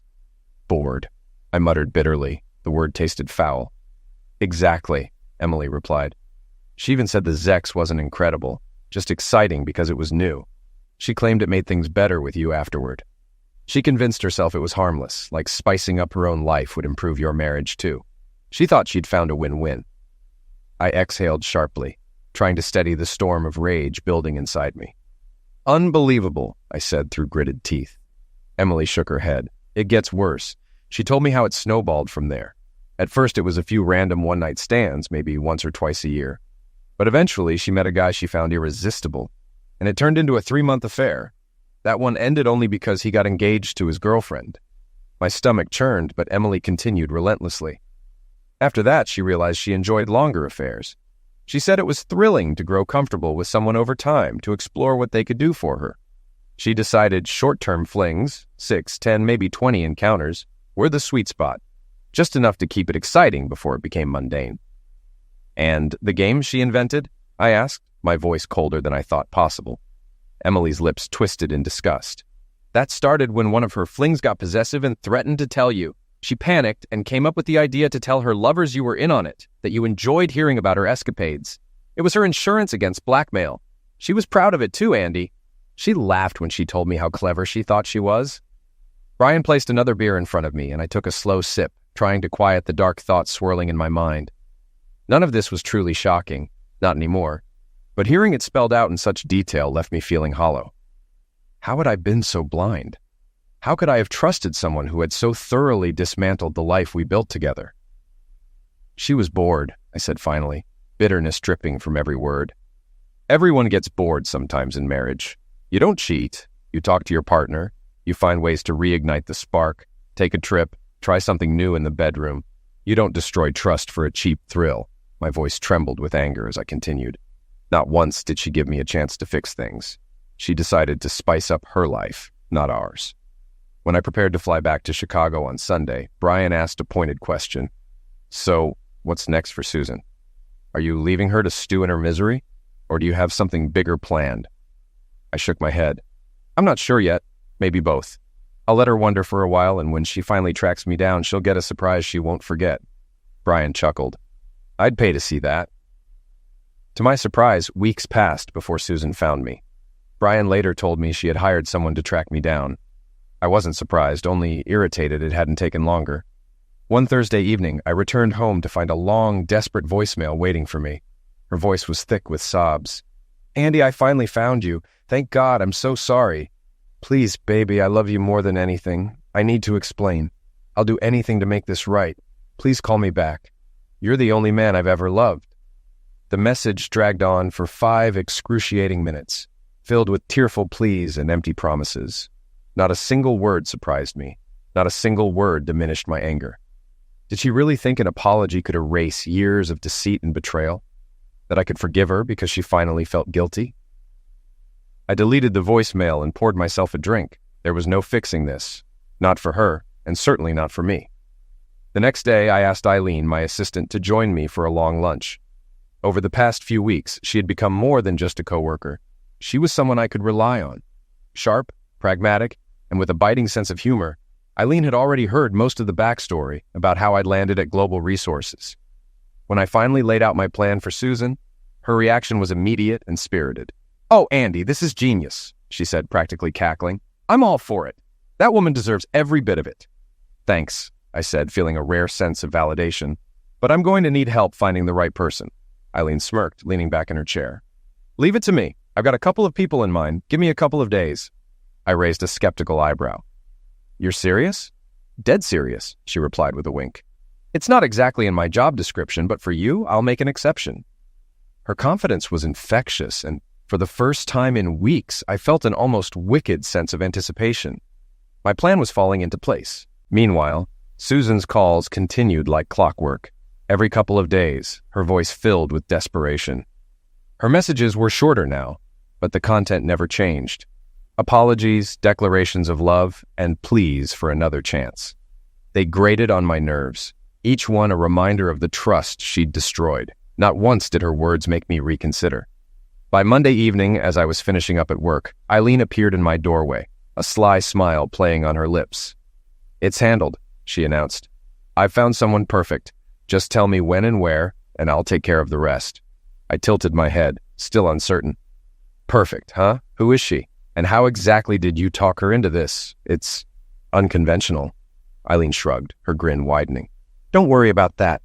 She's excited, actually. I told her your story, and she practically volunteered. Trust me, Andy. You're going to love this." "And you're really not going to tell me who it is?" I asked, still hesitant. "Nope," she said cheerfully. "But I promise you'll thank me later." The next morning, I called Susan and left a voicemail. "It's me. If you're serious about explaining yourself, here's your chance. Be at my apartment in Chicago this Saturday at 1 p.m. Don't show up early and don't be late. You'll have 1 hour. Here's the address. Leave a message to confirm you're coming." As expected, she called back within minutes. I let it go to voicemail, then listened. Her voice was thick with relief, nearly trembling. "Andy, thank you. Thank you so much. I'll be there, I promise. I love you, and I'll do whatever it takes to fix this. I'm so sorry. I'll spend the rest of my life making it up to you." Her message dragged on, filled with predictable phrases I'd already heard 100 times. It only reinforced my decision. On Wednesday, I stopped by Eileen's desk. "Saturday at 1 o'clock, I said. "Can your mystery person be there by noon?" "Absolutely," she replied. Then, with a mischievous glint in her eye, she added, "But you owe me a call afterward. I want every juicy detail. Consider it my reward." Later that evening, Emily called to check in. Her voice was a mix of disbelief and contempt. "Andy, I just can't get over this," she said. "Susan genuinely believes she can cry and apologize her way back into your life. It's like she doesn't even grasp the depth of what she's done." I sighed. "Trust me, I know. I've spent years convincing myself she was someone she's not. People like us, people who value loyalty, assume everyone operates that way. But Susan? She never did." On Saturday morning, I spent hours cleaning my apartment. I wanted it to reflect strength, not heartbreak. By the time I was done, the place looked immaculate. Books were perfectly arranged, surfaces gleamed, and I'd even picked up a bouquet of fresh flowers for the dining table. Everything was set. At 12:05, the doorbell rang. I opened the door, and to my complete surprise, Christina Hansen stood there. She worked with me at Global Resources, and she looked as stunning as ever. Petite and elegant, with piercing green eyes and jet black hair, Christina carried herself with effortless grace. I hadn't expected this. "Hello, Andy," she said, her tone warm and amused. Surprise! I blinked, momentarily speechless. Christina was one of the most beautiful women I'd ever met, and while I'd always admired her, I'd never imagined she'd be part of this plan. Christina, Eileen told you about today? I finally managed. She smiled, stepping inside and holding up a small shopping bag. She did, and I'm all in. Don't worry, I know exactly what I'm doing. Still processing her presence, I asked, "Are you sure about this? It's not a small thing." Christina stepped closer, her hand brushing my arm lightly. "Andy, I understand more than you think. Eileen told me about your wife and everything she put you through. Let's just say I've been where you are. My ex-fiancé cheated on me and I would have done anything to put him in his place. Helping you? This feels right." I softened, my skepticism melting. "I'm really sorry you went through that." She shrugged, her smile tinged with sadness. "It's in the past. But trust me, this is going to be worth it. So, how do you want to play this?" Before getting started, we decided to have lunch. Sitting across from each other at the kitchen table, we shared sandwiches and easy conversation. Christina wasn't just breathtakingly beautiful. She was sharp, funny, and refreshingly genuine. Her laughter was infectious, and for the first time in what felt like forever, I found myself smiling without reservation. The dark cloud of anger and betrayal that had loomed over me seemed to dissipate, if only for a little while. I caught myself wondering if, under different circumstances, I'd ever have the courage to ask her out. But now wasn't the time for that. As the clock crept toward 12:45, I glanced at my watch and took a deep breath. "Christina, it's almost time. If you're sure you're ready, you should probably head to the bedroom." She rose gracefully from her chair, her expression unwavering. "I've got this," she said with quiet confidence. Before she left, she surprised me by leaning in and brushing a light kiss on my cheek. "This is going to sting, Andy," she said softly. "She's been a big part of your life. No matter how angry you are, don't expect it to feel easy. But I'll handle my part. You can count on me." Her calm composure stunned me. I stood there for a moment, watching as she disappeared into the bedroom, leaving the door slightly ajar. The sense of purpose she carried, combined with her poise, only deepened my admiration for her. For the first time, I felt a flicker of triumph. The doorbell rang at exactly 12:58. My heart pounded in my chest as I walked toward it, bracing myself for what was to come. When I opened the door, there stood Susan. She was trying her best to look composed, but the nervous tension was evident. She wore a dress I used to love, her makeup carefully applied, and her hair styled just the way I'd always complimented. "Hi, Andy," she said softly, her voice hesitant. For a moment it looked like she wanted to hug me, but I stepped back, gesturing for her to come inside. "Hi, Susan," I said, keeping my tone neutral. "Can I get you something to drink?" Without waiting for her answer, I headed to the kitchen and poured 2 sodas. My hands steady despite the storm of emotions raging inside me. By the time I returned to the table, I had forced my expression into one of calm detachment. We sat across from each other, the silence thick. Susan leaned forward, reaching for my hands, but I kept mine firmly on my lap. "All right, Susan," I began, my voice steady but cold. "You said you wanted to explain yourself. I'm giving you this chance, but let's get one thing straight. I don't think you deserve it." Her face crumpled slightly, and she took a deep breath before speaking. "Andy, I'm so sorry. I was selfish, blind, and stupid. I never meant to hurt you, but—" "Stop," I said sharply, cutting her off. "I don't want to hear about how sorry you are or how much you supposedly love me.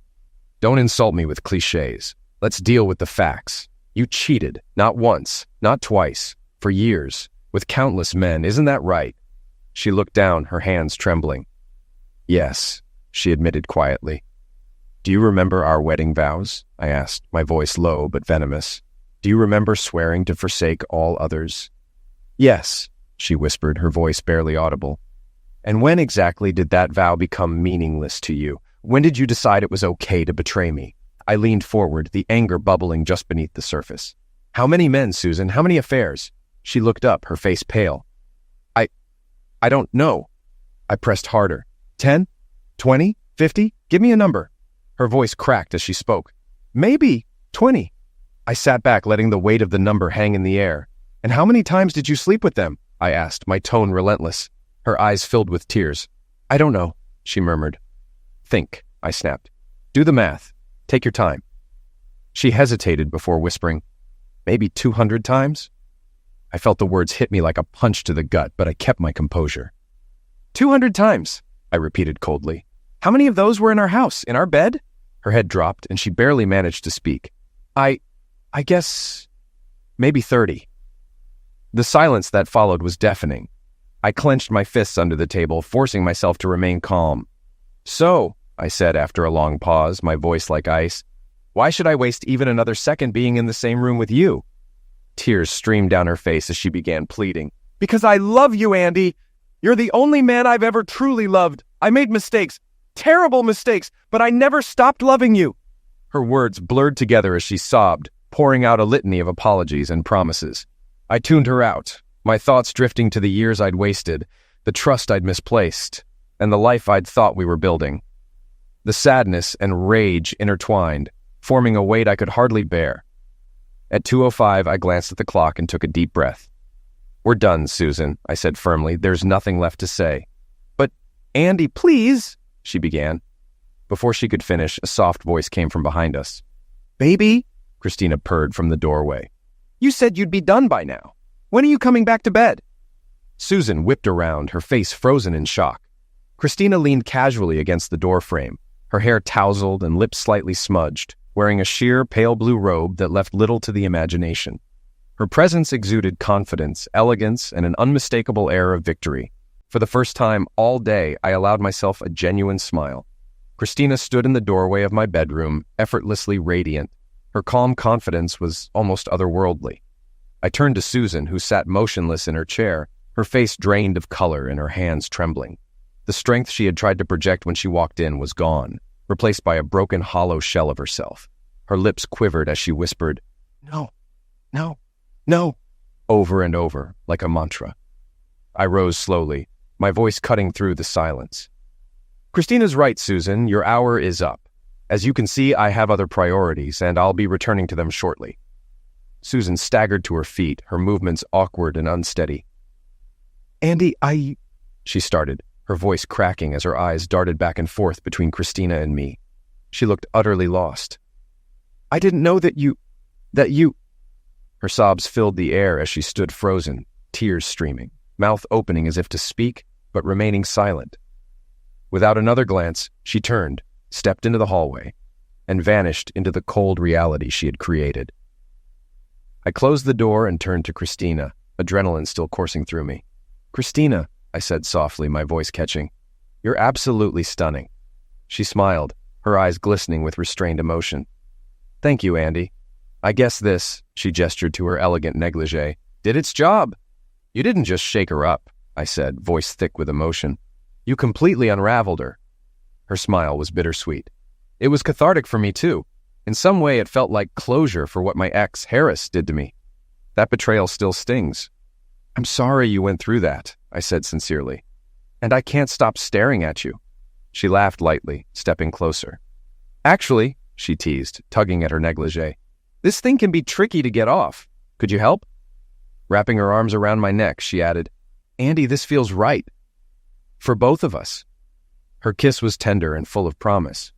Making love to Christina was unlike anything I'd ever experienced. Deliberate, unhurried, and deeply connected. When we finally lay side by side, her head on my chest, I felt a peace I hadn't known in years. As she stirred, she whispered she needed to leave. Slipping out of bed, she dressed gracefully. When I moved to get up, she placed a hand on my chest. Rest, she said softly, disappearing into the bathroom. When she returned, fully dressed, she kissed me gently. I didn't plan this, she admitted. But after hearing your conversation with her, I knew it was the right thing. Struggling for words, I finally said, Christina, thank you. What you've done for me is the kindest, most selfless thing anyone has ever done. She smiled warmly. It wasn't just for you. It was for me too. And you've given me more than you realize. After one last kiss, she left, urging me to rest. I lay awake, replaying the day's events, the confrontation with Susan and the unexpected closeness with Christina. Exhausted, I eventually fell asleep. When I woke, the apartment was quiet and I wandered aimlessly, trying to make sense of everything. Later, I called Christina. My heart raced as I said, I just wanted to thank you again. You were incredible and I can't stop thinking about you. Her laugh was warm.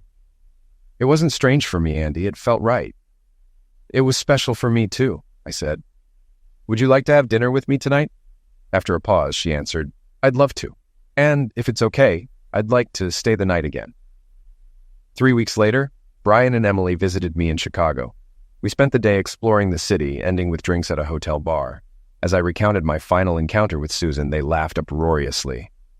The mood brightened further when Christina arrived, her striking green eyes lighting up the room. Introducing her, I said proudly, Brian, Emily, this is Christina Hansen. They hit it off instantly. At one point, Brian exclaimed, Andy, you've hit the jackpot. Later, as we walked to dinner, Brian pulled me aside. So, is it serious? He asked.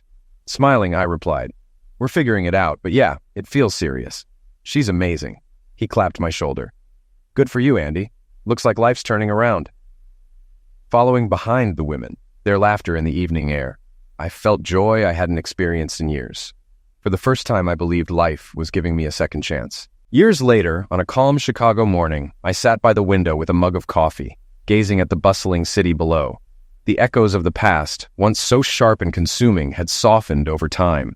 What had once felt like unbearable pain now seemed like a lesson, a painful, necessary step toward the life I was meant to live. Christina's laughter carried from the other room, grounding me in the present. She wasn't just a new chapter, she was the proof that love, when honest and mutual, could heal wounds I thought would never close. With her, there were no games, no secrets, just a steady, unspoken trust that made everything feel lighter. I thought about the man I'd been back then, clinging to an illusion of love with Susan, blind to the cracks in the foundation. Losing her had shattered me, but in that wreckage, I'd rebuilt myself piece by piece. What I thought was the end of my story was merely a turning point. Looking out at the city skyline, I felt a quiet sense of gratitude for the lessons, the struggle, and most of all, for the second chance I'd given myself. The life I had now wasn't just better. It was mine. Christina appeared in the doorway, her eyes bright with curiosity. Lost in thought again? She teased, her smile warm and familiar. Just thinking about how far I've come, I replied. Well, she said, leaning against the doorframe, I'm glad it brought you here. So am I said softly, setting down my coffee. For the first time, I wasn't just moving on, I was truly living.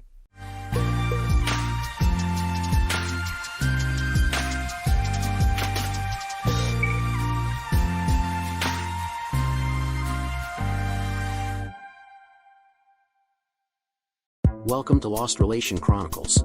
How long has this been going on? I asked softly. Claire's eyes widened as she gasped. Peter, I have no idea what you're talking about. Stop this right now. Her voice aimed for anger and disbelief, but the undercurrent of worry was unmistakable. I remained silent, my gaze fixed on her. What I felt most in that moment wasn't anger. It was sadness. Sadness that it had come to this. I'd given everything I had, and this was how it was repaid. My name is Peter Collins. I first met Claire Brown about 15 years ago at a university in Atlanta. I was the only child of pecan farmers in southern Georgia, raised by parents who were determined to see their one and only go to college. No matter the cost, as my daddy used to say. I went, I succeeded, and then everything fell apart. My parents were killed in a car crash when they were coming to meet me because I had ended up in the hospital due to a couple of badly broken legs as a result of falling on the icy steps in January. It didn't get frosty very often, and I wasn't used to it. Falling down was my own fault, and I signed a waiver saying I wouldn't sue the university. I just wasn't looking where I was going. So, there I was, laid up in traction and finding out from a grim-faced Georgia state trooper that I was an orphan. Life sure was grand. I spent a month in the hospital, and it was the worst month of my life. As the bones itched and I gobbled up rose hips, I sobbed into my pillow at night and put on a game face during the day. I'd be damned if I'd let any of these a-holes see me cry. When they finally let me out, I had no financial aid, no place to live, and no prospects. And of course, I had a giant pile of hospital bills I hadn't a hope of paying. My parents, as I said, were a couple of pecan farmers, and they sure as hell didn't have any savings. We lived paycheck to paycheck, and every spare dollar went into my college fund.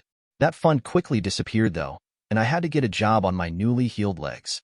I ended up qualifying for work-study and went to work in the campus bookstore, which is where I met Claire Brown and where the rest of my life began. She came strolling into the bookstore one gorgeous September day and took my heart away. Now I have always been a fan of the more voluptuous body shape. Scrawny hips and scant thighs and flat stomachs never interested me. I guess it came from my farming stock. Skinny farmers and farmers' wives didn't eat well, and were thus not prosperous and wouldn't make good mates, or some damn shit, I don't know. All I know is that throughout my less than prolific dating career, I'd almost always gone for the bigger girls. Well, let me be a little more clear, in the interests of total honesty. I had always looked at them, but to that date, I had never even so much as touched another girl, other than my mother in my entire life. Girls had no interest in me, a poor pecan farmer. I didn't play sports. I didn't join any extracurricular activities that were acceptable. My days were spent at school or working on the farm, and my nights were spent doing my homework. To be honest, I was surprised I got accepted into the university, but can only guess that it was my good test scores that did it. I had a 4.0 GPA, and I got a pretty decent score on my SATs. So, yeah, I never had a date or a kiss. One time, I asked a girl out and she made up a flimsy excuse as to why she couldn't go with me, but she would never look at me, and I got the picture. I got it real quick. No girl is gonna go out with you, Peter. I spent the nights of all the school dances at home. I didn't attend any of the homecoming dances, junior or senior prom.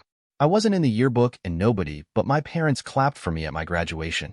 The principal didn't even look at me as he handed me my diploma, and I didn't attend any of the graduation parties. I went home and fertilized the pecan trees. I had no friends, and hardly anybody ever said a word to me all through high school, other than excuse me or get out of the way. So, I went off to university figuring it'd be pretty much the same there, and I was right. I was just one of many freshmen. Nobody gave me a second glance. Nobody wished me well. Nobody shook my hand. I didn't even have a roommate to talk to. I was the quintessential outsider. I stood off in the darkness beyond the campfire, as it were. I tried striking up conversations, but people, especially girls, made quick exits and found excuses not to be anywhere near me. It all came crashing back on me while I was lying in the hospital. There is nothing that brings on the acuity of loneliness than being all by yourself in a hospital bed, knowing nobody will come visit you or hold your hand. Once I found out my parents had died, I really was completely alone in the world. Both my parents were only children whose own parents had died some years ago, being quite old themselves. I had no aunts, no cousins, nobody at all. I got out of the hospital feeling depressed and wanting to do nothing but crawl into a liquor bottle, except I couldn't even afford to do that. So eventually I got that bookstore job, and Claire Brown came in, which is where I was before I got sidetracked. Now, you know how they say that the eyes are the windows to the soul? If that was the case, looking into Claire's sparkling green eyes was like looking into a mansion lit up for a Christmas party. I was sitting behind the counter totaling up receipts in preparation for closing, when the door jingled and in she walked. I looked up and fell into her eyes. It was like I'd been struck by lightning. I felt the spark jump. I must have stared at her for only a couple of seconds, but it felt like an eternity. She had short blonde hair that feathered around her ears and those captivating green eyes. She was short and wide, just the way I liked them. I forgot all about the receipts and just stared. "See something green?" she asked, startling me and smiling. I jumped guiltily and looked away. No, not at all. And now, even to this day, I don't know what made me say it, but I blurted out, "Would you like to go to dinner with me tonight?" She raised her eyebrows but didn't look at all put out of countenance. "Sure, why not? You look right enough." That was the start of my courtship. For the first time in a long time, I wasn't alone. We did everything together. We had a million things to talk about, and we were rarely seen out of one another's sight. I'm afraid that, like almost anyone else who hasn't had a great deal, I got rather possessive of Claire. And we did have a few issues. Now, being alone most of my life, I took on the habit of watching people. I think I've become quite a fairly decent amateur anthropologist as a result. Being male, most of my attention was obviously directed at women. There isn't a woman alive, fat or thin, who is happy with her body. I don't care what she says, there is always something. And there isn't a fat girl alive who actually does like being fat. I've watched women ever since I've been able to appreciate them, and this is what I've discovered. Even a fat girl who doesn't really mind that she's fat, bows to the thin is the only way to be pressure. She will diet, with greater or lesser degrees of success. She'll try to wear thin clothing, and get more depressed when she gets odd looks. Because let's face it, a dress designed for a thin woman does not look good on a fat one. They have totally different shapes. But the woman in question tries to fit in, no pun intended, and gets more depressed when she can't. This is just an example of some of the stuff I've observed. Claire had a number of issues related to her weight. She was used to being propositioned by men who thought fat girls were easy lays, but thankfully she had enough self-respect to avoid that type. Nevertheless, she had just about despaired of finding a man who didn't do that to her, and was extremely suspicious. I think part of that suspicion never went away, which led us to our current difficulties. As a result of this suspicion, she wanted to go to her wedding bed a virgin. I, being totally and completely in love, had no problem with that. I was still happy. I did my best, every day, to show her that I loved her. I was understanding about her complaints about her belly and hips and thighs even though I had no problem with them and told her so at every opportunity. She just never believed me. No woman on earth ever believes a man, not fully, when he tells her he loves her body. Not even after years of being together. I doted on her, and I got a little possessive. As a result, our relationship wasn't all roses. More than once, she complained I was smothering her, and I did my best to back off. But I was so terrified of losing her, I didn't want to let go. I had nobody all my life but my parents, and they died, and I was all alone for real. And then she, this incredible woman who was the meaning of life itself to me, came along, and I grabbed on with all I had. So, we had a number of fights, where she told me I was controlling and not allowing her to have a life of her own, and I said I'd try to do better, and I'd promised to do my best to control my possessive nature. Eventually I did loosen up, and by the time I graduated with my computer science degree and she graduated with her degree in human resources, we were engaged to be married and she was all smiles. When we got married, my wedding night was every bit as magical as I thought it would be. Her big soft body just melted around me, and I told her how beautiful she was. She smiled and pretended to believe me, but as I said, no woman ever really believes a man when he tells her how beautiful she is, and especially a fat woman with all those years of thin pressure behind her. We got jobs in our fields, me at a medium-sized IT services company, and she at a bank managing personnel. We got a house in the suburbs, and were living the American dream. I kept doing my best to prove how much I loved her, cheered with her for her career triumphs, and commiserated with her over her downsides. We cried together when I found out I would be unable to father children because of an extremely low sperm count. Everything coasted along for 15 years, until that overheard phone conversation. It was the cliché of all clichés. I had forgotten some of my coding manuals, and so I sent an email to my boss letting him know I had to run home and grab them. It was about 11:15 on a Tuesday, and I hurried down to my car. Claire had told me she wasn't feeling well, so I gave her a mug of tea and a kiss on the forehead, and a promise to try and get home early to take care of her. I hurried into my Jeep and drove through the quiet streets to my house. All was as I had left it. I had a small office off the garage with a phone extension, and I hurried in there, hunting through my shelf of manuals for the right one. I picked up the phone to call Jack, the other programmer on my team, to verify which manual it was I needed, but before I could dial, I heard a voice on the phone. "I'm looking forward to banging you," said a man's voice, low and husky, each word sliding like an ice pick into my brain. Claire giggled, sounding not at all ill. "I'm looking forward to it myself. Tomorrow at 3? Better believe it, sweet cheeks," the unknown man said, and I could hear the smile in his voice. What followed were the arrangements for setting up a hotel rendezvous. From the sounds of it, Claire and this unknown man were extremely familiar with each other, trading endearments and sexual innuendos like candy.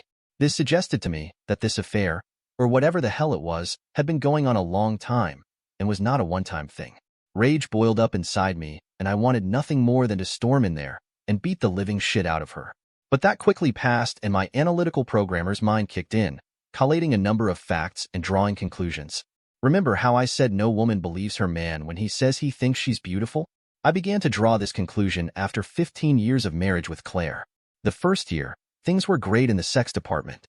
She never turned me down, would even initiate it. She would take any opportunity to purr in my ear in that way a woman does. When you're really in love and a woman purr in your ear like that, it makes you feel like you could just climb to the top of the highest mountain and scream with joy that this lovely creature is yours, all yours. That all began to taper off gradually, though. When I told her how beautiful she was, she'd only smile half-heartedly at me and give me a perfunctory thanks. Sex dropped off to once a week, then once a month, and finally maybe once every couple of months, but only if I pressed hard for it. And she would always sigh. In that way only a woman can do, like she's doing you a big favor by even consenting to be in your presence. I'm sure all you guys know the sigh I'm talking about. Now, as I stood there in my little office, I tried to remember the last time I had been allowed to have sex with my wife, and I thought it was back in February. It was now November. She had lain there, not responding to my caresses and nibbles until I decided to just get it over with. It was totally unsatisfying. I tried to start something last week and she'd slapped my hands away and said, "Not now. Go use your hand. Why don't you?" That had really hurt. Now I find out the reason I had been cut off was she was getting it somewhere else. That really pissed me off. She cut me, her husband, off, so that she could go screw some stranger. What the hell? Standing in my office, fresh from hearing that phone call, with a more mature view on things, I wondered if I married her because she was the first girl to ever really give me any attention. Thinking on it for a moment, I decided it didn't matter. I still loved her with all my heart, and what she had done had torn it right out. Right then I decided to find out everything I could about her affair or affairs, and then I'd confront her. Then I'd divorce her. She obviously didn't want me anymore and was just using me for a meal ticket or some damn thing. I was only the man who tried to prove he loved her and kept trying for 15 years. Who was this Daniel come lately? Now, I gotta be honest here. I know that most men aren't attracted to fat girls, and my wife was definitely fat, at 5'2" and 280 pounds, despite going on numerous diets over the years. So, what the hell did this guy see in her? I know that's not a charitable thing to think about your wife, but I had to be realistic. But I decided it really didn't matter. She was cheating on me, lying to me, crapping all over our marriage. While I was thinking about this, I used my cell to call Jack and verified the manual I needed and got the hell out of there without letting Claire know I was there. I had some digging to do, and I didn't want to give the game away. She knew me pretty well and might figure something was up by my facial expression. I went back to work and did my job, keeping the plots and plans tucked away in the back of my mind. I would reveal my hand when the time was right. 3 weeks later, I had a wealth of information. I was the one who took care of the computers around our house, and I had keyloggers installed on all our machines. Claire had either forgotten that, or she didn't give much of a damn if I found out what she was up to. She had changed the passwords on her email accounts and browser, but because of the keyloggers, I was able to get that information pretty easily. Seems my loving wife had been conducting affairs on a website geared for getting laid and had met a number of men from there over the past year. Through the saved emails, I pieced together what was happening. She listened to them flatter her, tell her how hot and sexy she was, blah blah blah. Eventually, after some time, she met with them at motels and got well screwed. No wonder I wasn't getting any. I was only her husband, after all. I decided to take a poker approach. I wouldn't show my entire hand. I would only come at her with Ethan, her latest assignation, and find out how truthful she would be. I printed out emails and got hotel receipts, and I even got pictures from a PI for whom I had done computer repairs. I got a discount from him because I had managed to save his entire client list and all his data. I sat in the darkened living room and waited for Claire to get home. She was at the Super 8 hotel downtown with Ethan, getting screwed but good, according to the PI. I sat, I drank coffee, and I waited. 2 hours later, at 9 p.m., Claire came in, looking happy and humming a bit. She started a little when she saw me sitting in the dark living room, idly rocking and cradling a coffee cup. "Peter, you scared me. What are you doing here? How long have you been screwing him?" I asked gently. Claire gasped. "Peter, I have no idea what the hell you're talking about. Stop this at once." The tone was trying very hard for anger and incredulity, but sounded more worried than anything. "Come over here and sit down, my dear wife, and do it right now," I said, still speaking calmly, almost sounding friendly. Looking dazed, Claire came over and sank into the couch across from me, her face pale, the happiness I had seen on it earlier nowhere in evidence. "Now, how long have you been screwing Ethan Carter?" I asked again. "Who is that?" She was trying again for indignation, but sounding only weak. I didn't answer, just continued to stare at her. She couldn't meet my gaze and looked away at the wall behind me. "For weeks," she said, whispering now. I nodded. "Thanks for being honest for once. Is he the only one?" "Yes, I swear," she said, but she still didn't meet my eyes. I nodded gently and smiled. "So the names, let's see. Henry Marshall, Nathan Taylor, James Whitaker, Daniel Reed, and Victor Bennett would mean nothing to you, right?" She gasped. "How daft. Never mind how. I want to know why, Claire. Why did you do this to us?" She put her face in her hands and cried. I wasn't moved at all by her tears. They meant nothing, only that she was caught. Her betrayal had turned my heart into ice. I waited. Finally, she got a grip on herself and looked back up at me. Even puffy and red, she was still the most beautiful woman I knew. I hated and loved her. I needed and detested her. "Peter, I love you," she said. I snorted, but said nothing. "I do. Really. With those other guys, it was just sex." "Uh-huh," I said, "Sex you weren't giving me." She looked guilty, but I didn't believe it for a second. "Well, they made me feel beautiful," she said. "I know I'm fat, but they made me feel sexy and desirable." "And what did I do? Make you feel hideous?" I was starting to get mad now, but I ruthlessly suppressed it. "You're my husband. You're supposed to say those things," she said, looking totally convicted now. "I know you were just telling me that because you had to." "So, what? You thought you would go out and find other guys to tell you that you were beautiful? Never mind our wedding vows. Never mind what it would do to me? Is that about the size of it, Claire?" "Listen, Peter, it's not like that. I found this whole trove of sites online about men who like big girls. It was like a whole new world for me. I know you said you like me, but you're my husband. You're supposed to say that." So, when I put up the profile and got all these responses, it was like a big rush for me. I don't know how to explain it. The funny thing was, I sort of understood what she was saying. Feeling sexy and desirable, feeling like somebody wanted you. I know that feeling. I thought I had it with my wife. Guess I was wrong. "I see. Well, my lawyer will be in touch with you to work out all the details," I said, rising from my recliner and starting to head for the bedroom to grab my suitcase, which was already packed. "Peter? What lawyer? You're not divorcing me, are you? You cheated on me, Claire. The first time you hit the submit button on your first profile. The first time you sent sexy pictures to Victor or whoever your first sex buddy was. The first time you shut the first motel door on me, you cheated. And I refuse to live with a cheating bitch like you." She started to cry in earnest, but I was unmoved and went to get my suitcase. I gave her everything I had and she took it and threw it back in my face. I left the house, suitcase in hand, and slammed the door on her wails. I still loved the stupid bitch, but I wasn't going to comfort her, not after all I'd done, and after all she'd done. I gave her half my adult life, and she tossed it away for some cheap thrills. I got in my car and headed for a cheap apartment I had found near work. I'd give my lawyer the papers tomorrow. I just wanted the marriage over with. I didn't want to inflict any damage on her. She ripped all the fight out of me. For a while, however, I was tempted to just let her do her thing. At least I wouldn't be alone. But then I realized I already was. She'd given herself to others, and the only thing with me was her body. Her mind was elsewhere. The divorce went through without much of a fuss. Claire tried to talk with me, but I didn't want to listen. She had nothing to say that I wanted to hear. Even though I knew, intellectually, that no woman ever really believes her man when he says she is beautiful, I thought Claire would believe me enough to not try to seek verification outside the marriage. 6 months after that tense confrontation in the living room, the divorce was finalized. I heard Claire had moved to Tennessee to be with Ethan. Word was, he had introduced her to the swinger community up there. Maybe she found the affirmation she was seeking from them. I honestly didn't care. As for me, life returned to a hollow rhythm. I continued working at my IT job and living in my modest apartment. I didn't date, didn't socialize much. It felt like high school and college all over again. Lonely, uneventful, and disconnected. No relationships, no nights out. I resigned myself to the idea that this was how it would always be. Alone, looking in from the outside. The 15 years I spent married to Claire felt like a mirage, a temporary escape from a life that had never truly changed. Over time, I came to believe there were no such things as happy endings, just varying degrees of bad outcomes. In cases of betrayal, there are no winners, only losers. Everyone ends up broken in their own way. 5 years after the divorce, I learned Claire had died. She'd been murdered by someone she'd met online, a horrific act of violence that ended her life.